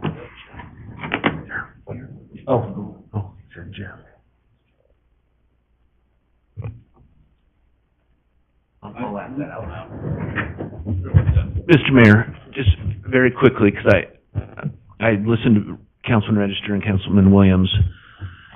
If I'm understanding their concern correctly, they would like to hear more public testimony on the fee component of this. And so I'm just I'm asking out loud is a question. Do we want to do this presentation right now, or do we want to hold this public presentation for another time? I mean, we could go through and do this right now, and Steve could present, and I suspect there's some people who would want to testify on it. But if we're going to do this, potentially do this again, I'm just wondering if we shouldn't just put this off until a different meeting. Now, the question, I guess, for Mark would be, we have noticed this as a public hearing, and so I don't know how that complicates factors. But I guess what I'm suggesting is if we're going to hear this all over again at a subsequent meeting, I don't know that we need to take care of this right now. Yeah, and so if that was it, I would think that it would be probably action item number 3 and number 4, and request would be to continue that, which you can do at any time. It can be before or after Mr. Jenkins, but if you feel it's better to have everything at once, then you could continue both of those items. And what that is the first one is the public hearing to take comment, and the number 4 is the actual resolution itself. So if you desire that, you are more, even though it was noticed for tonight, by doing a continuation motion, that is basically a new notice to the people that are here for it originally, that it's going to be heard at a different day and time, which should be specified in the motion. And Mr. Mayor, if I may. Yeah. Just to add to that, I think there was some urgency early on because we were considering Winter Wonderland. Well, that ship sailed, and we're beyond solving the problem for this year's Winter Wonderland anyway. And so I do believe that the urgency of us pushing through on this without getting further public comment and considering what is going to serve all of the needs of the city best, might just be negligent. And so I would just make the motion that we continue this, to a date certain of December 19th. Is that? 22nd. So we have a city council meeting is the 5th and the 19th of December. If that's when you want. So those two are both available. And I think either would be I fine. just want to be sure if we do this. And I don't want to sound disrespectful of anybody, but if we're going to do this, we need to hear from people. I don't want to put this off and the people that we haven't heard from not come forward and be heard. Because the intention is I want you to know that you have been heard, and if there are suggestions, if there are recommendations that can meet the needs of the contract that is already signed, it's done. But how can we hear and address the concerns? And I appreciate the respect and the candor of the people that have testified tonight. That's appropriate. That needs to continue as well. I don't want to sound like I'm lecturing, but nothing is accomplished by angry bantering. My desire is to delay this so that we can hear from people and come up with possibly some solutions or some better communication so that everybody understands what's going on. In the end, we're not going to please everybody. That's probably a foregone conclusion. We have 70,000 people living in the city of Caldwell. And so that's certainly not my goal, but my goal is to definitely hear and proceed. So I guess I'm open to an amendment to my December 19th recommendation. If December 5th would be soon enough, I'd be happy to amend my motion to delay this to the date certain for December 5th. And either works. It's really up to you, and you can make either one and see what the council, if they say yes or no to your date. Okay, then I'll leave it at December 5th. That'll give us 2 more weeks, which means it's incumbent upon those people that want to make public comment to make that known in the next 2 weeks, and then this public hearing will continue at that time. Yep, correct. So that is a motion to continue, and this would be action items. Let me get back to, so this would be for action items number 3 and 4, to be continued to date certain of December 5th, here in these chambers. And so that is for a public hearing for purpose of taking public comment concerning a proposed fee schedule, and then the resolution for the fee schedule. So there would be opportunity for those that aren't here this evening, if they wanted to come and testify, they could at that time. So obviously we'd like to get the word out, and also encourage, if this motion is passed, encourage our staff as well to do everything that we can do to get that word out and get as many people here to testify and pack a lunch. Mr. Mayor. So, okay, so we have a motion from Councilor Williams and a second from Councilor Doty to continue action items number 3 and 4 to a date certain of December 5th, 2023. Any discussion on that motion? Okay, with that, then this is just a voice vote, so all those in favor say aye. Aye. Aye. And any opposed? So that motion passes unanimously, and those items will be continued to that date certain of December 5th. So if you are here for that, obviously those that testified, so December 5th, we will take up those 2 items. So you're more than welcome to come back and invite anybody that is interested to come and testify on those matters. So if you do have a question, I'd recommend if you want to talk to one of the staff, they can answer that for you. Or, yeah. You passed your first resolution just a moment ago. Did that cover the sites of the parking, the map, the original? So the question for those that are on Zoom is that the motion that did pass for the bill and ordinance, if it covered the sites that were shown on that map. And so what that approved was the bill and ordinance, or the code amendment, and our Director Collins can get a copy of that for you. So those right there, still to be determined what the fees are going to be in those areas, things of that nature. But it would just be the code amendments that were approved tonight. And I don't think these were, so obviously the fees have not been of what those would be, but the code amendments for that. So she can get you a copy of everything that was approved tonight.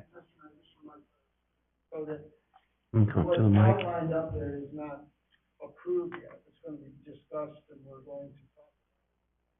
So the fee proposal for those areas is what will be discussed, if I'm not mistaken, at the next hearing. So, and then we'll get a copy of those. If we don't have them tonight, we can get an email copy to you. Director Collins can email you a copy of those, so you have those. Yeah, that was, and kind of was mentioned, I think Councilor Elgin had some great comments, that regardless of the approval or not, that yellow area, the Chilean parking, that ship sailed quite a while ago on that, so, you know, in regards to that, so that was approved quite, yeah. Okay, yeah, definitely, okay. Okay, that moves us, to take a break, so yes, so we're gonna take a 10-minute break, we'll be back. Councilor Richard, did you wanna say something real quick? I actually have a question more for, I guess, my own information, but I know we are operating under the, idea or the reality that we're in contract with, them for the parking. But when I asked that question just a little bit ago, Mr. Hilty had said that if we decided that we were going to take it away, that he would have to work with, the car park to see what we could do. So, seeing that could be an option, is it appropriate to open up comment to the public about the downtown parking once and for all, not in an open house, but in an actual meeting, and having those comments on record so that we can all hear it and be part of that? Yeah, and that's what will be part of that hearing on the December 5th. Like I said, with that fee schedule, there'll be testimony taken on whether you like the fees, don't like the fees, and the council has a prerogative to approve it or to deny it and say, no, we're not going to charge parking. The fee schedule is denied, and then you move forward in that regards, and then that obviously puts you into the issue of working with the car park and see where we're at and how we move forward. But no, so I think what you're asking for is what will take place on December 5th. Okay, so if we can just make that clear to the public as well, that they can come and speak to that, not just the fees. So, okay, yeah. So, I mean, it will be the fees on that, but yeah, we'll make sure that it's out there for the public to know. Okay, so we are going to take a 10-minute break, and we will be back.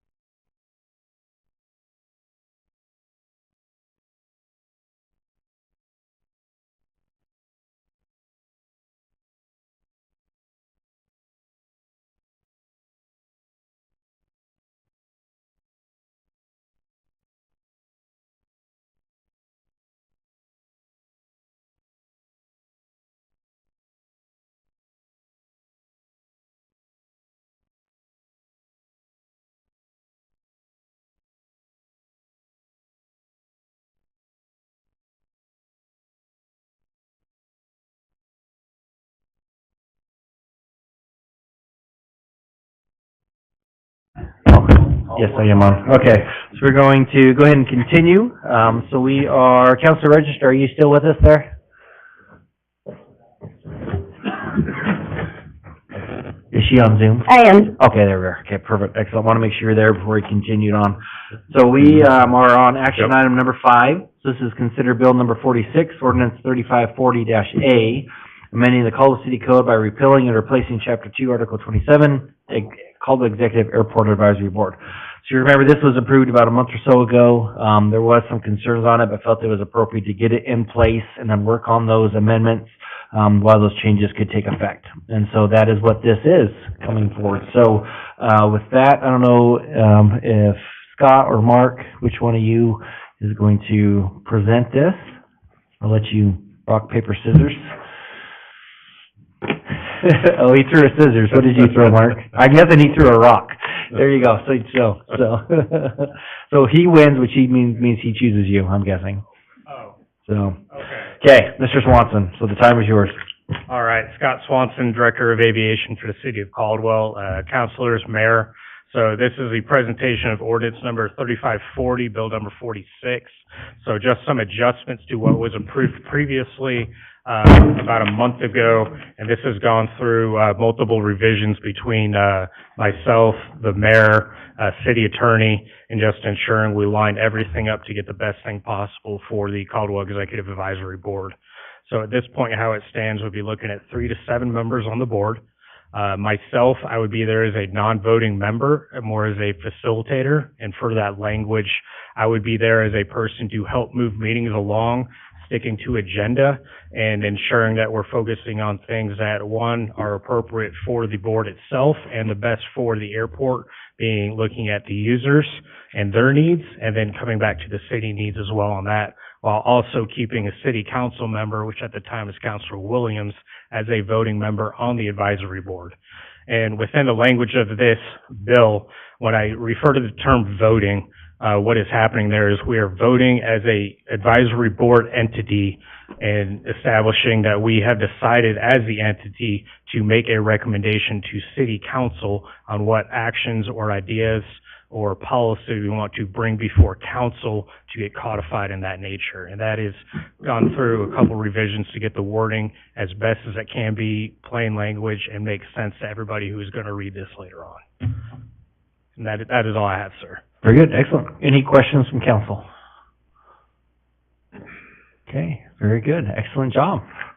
Okay, and do we have a sign-up sheet for this? Oh, it's an ordinance, that's correct. Yep, so we do not, so as it is a legislative matter. Okay, so again, this is ordinance number 3540-A, as it is an amendment, bill number 46. So if council does have any questions for Mr. Swanson or Mr. Hilty or any other staff, discussion amongst yourself or any motions in regards to this proposal.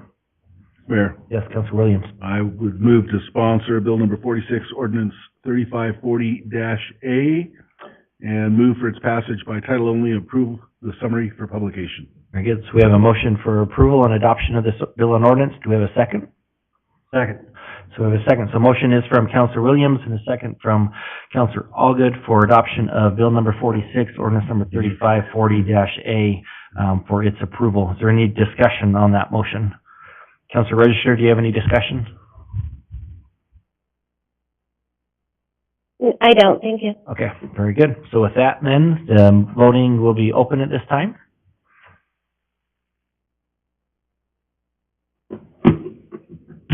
And all votes are cast, the voting is closed, and that motion does pass unanimously. So those amendments have been approved.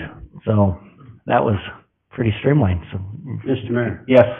I would make a motion that we consider bills item numbers 6, 7, and 8 all in one presentation and motion, please.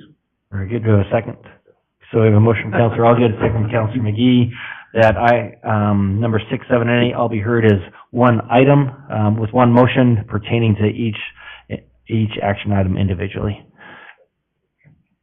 All those in favor? Aye. That motion passes. Okay, so, Mr. Hilty, you get a touch on these? Sure. Thank you, Mr. Mayor.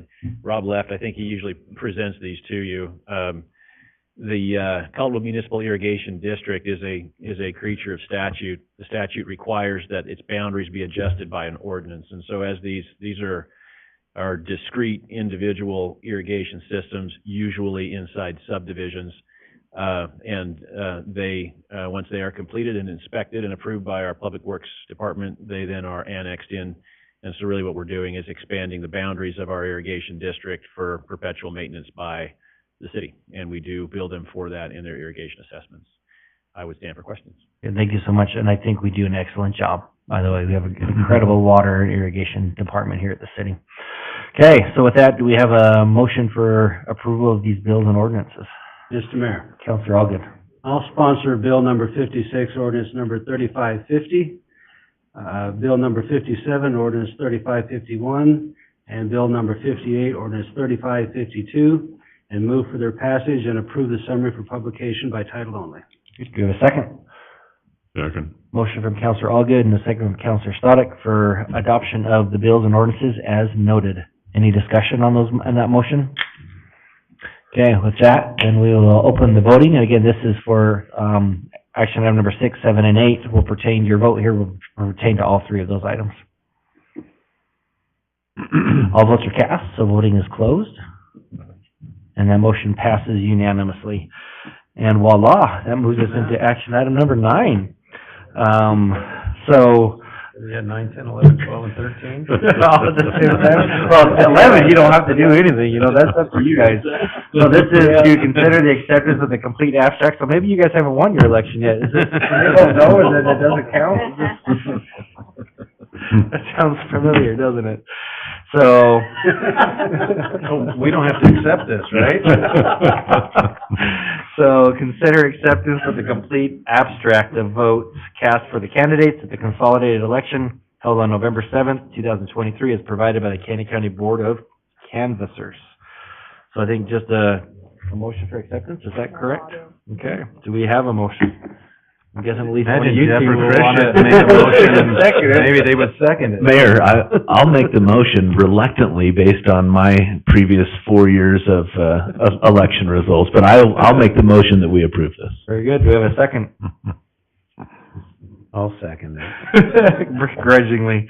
So we have a motion from Councilor McGee and a second from Councilor Doty for acceptance of the abstract of votes for the candidates from the election. All those, or is there any discussion? Okay, all those in favor say aye. Aye. And none opposed, so that motion passes unanimously. Okay, so that moves us to action item number 10, consider acceptance of finance report. Councilor Williams. Mr. Mayor, I move that accounts payable in the amount of $4,091,036.64, represented by check numbers 173695 through 174021, and payroll for the amount of $613,173.95, represented by check numbers 39181 through 39200, and direct deposits be accepted, payments approved, and vouchers filed in the city of the office clerk, city clerk. Do we have a second? Second. We have a motion from Councilor Williams and a second from Councilor Stoddard for acceptance of the finance report as noted. All those in favor say aye. Aye. Any opposed? Aye. Oh, sorry. And that motion passes unanimously. Okay, council reports. Council Register, let's start with you. I don't have anything tonight, thank you. Okay, well, thank you. Councilor Stoddard. I just wanted to say that our crappie fish fry last Saturday for the vets was a success. Although my only complaint is I didn't see anybody from law enforcement there, nor any firemen there either, nor any other council members. So anyway, but we fed about 140 people, and we collected free will offering only, so we collected a little over $650. So it was good. Appreciate it.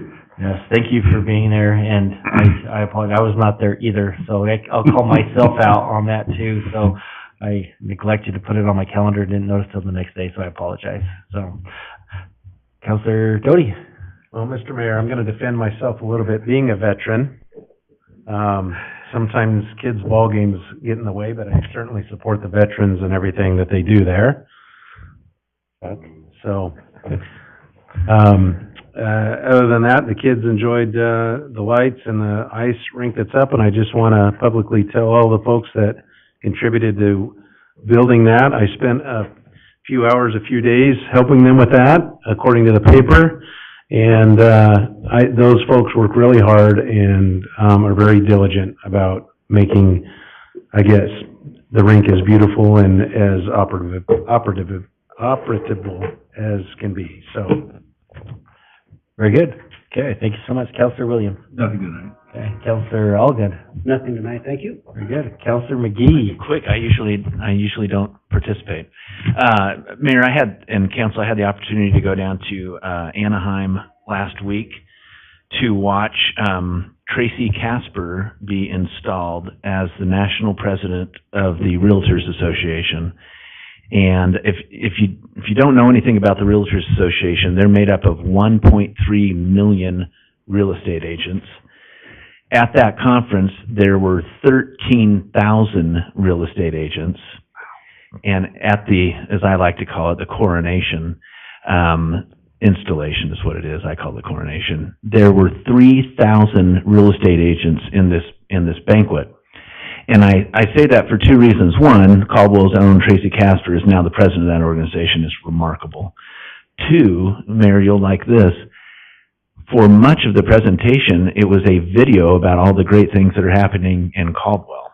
And so in front of these 3,000 people was this commercial about all the great things that are happening in our community. So it was in my opinion, it was a win-win.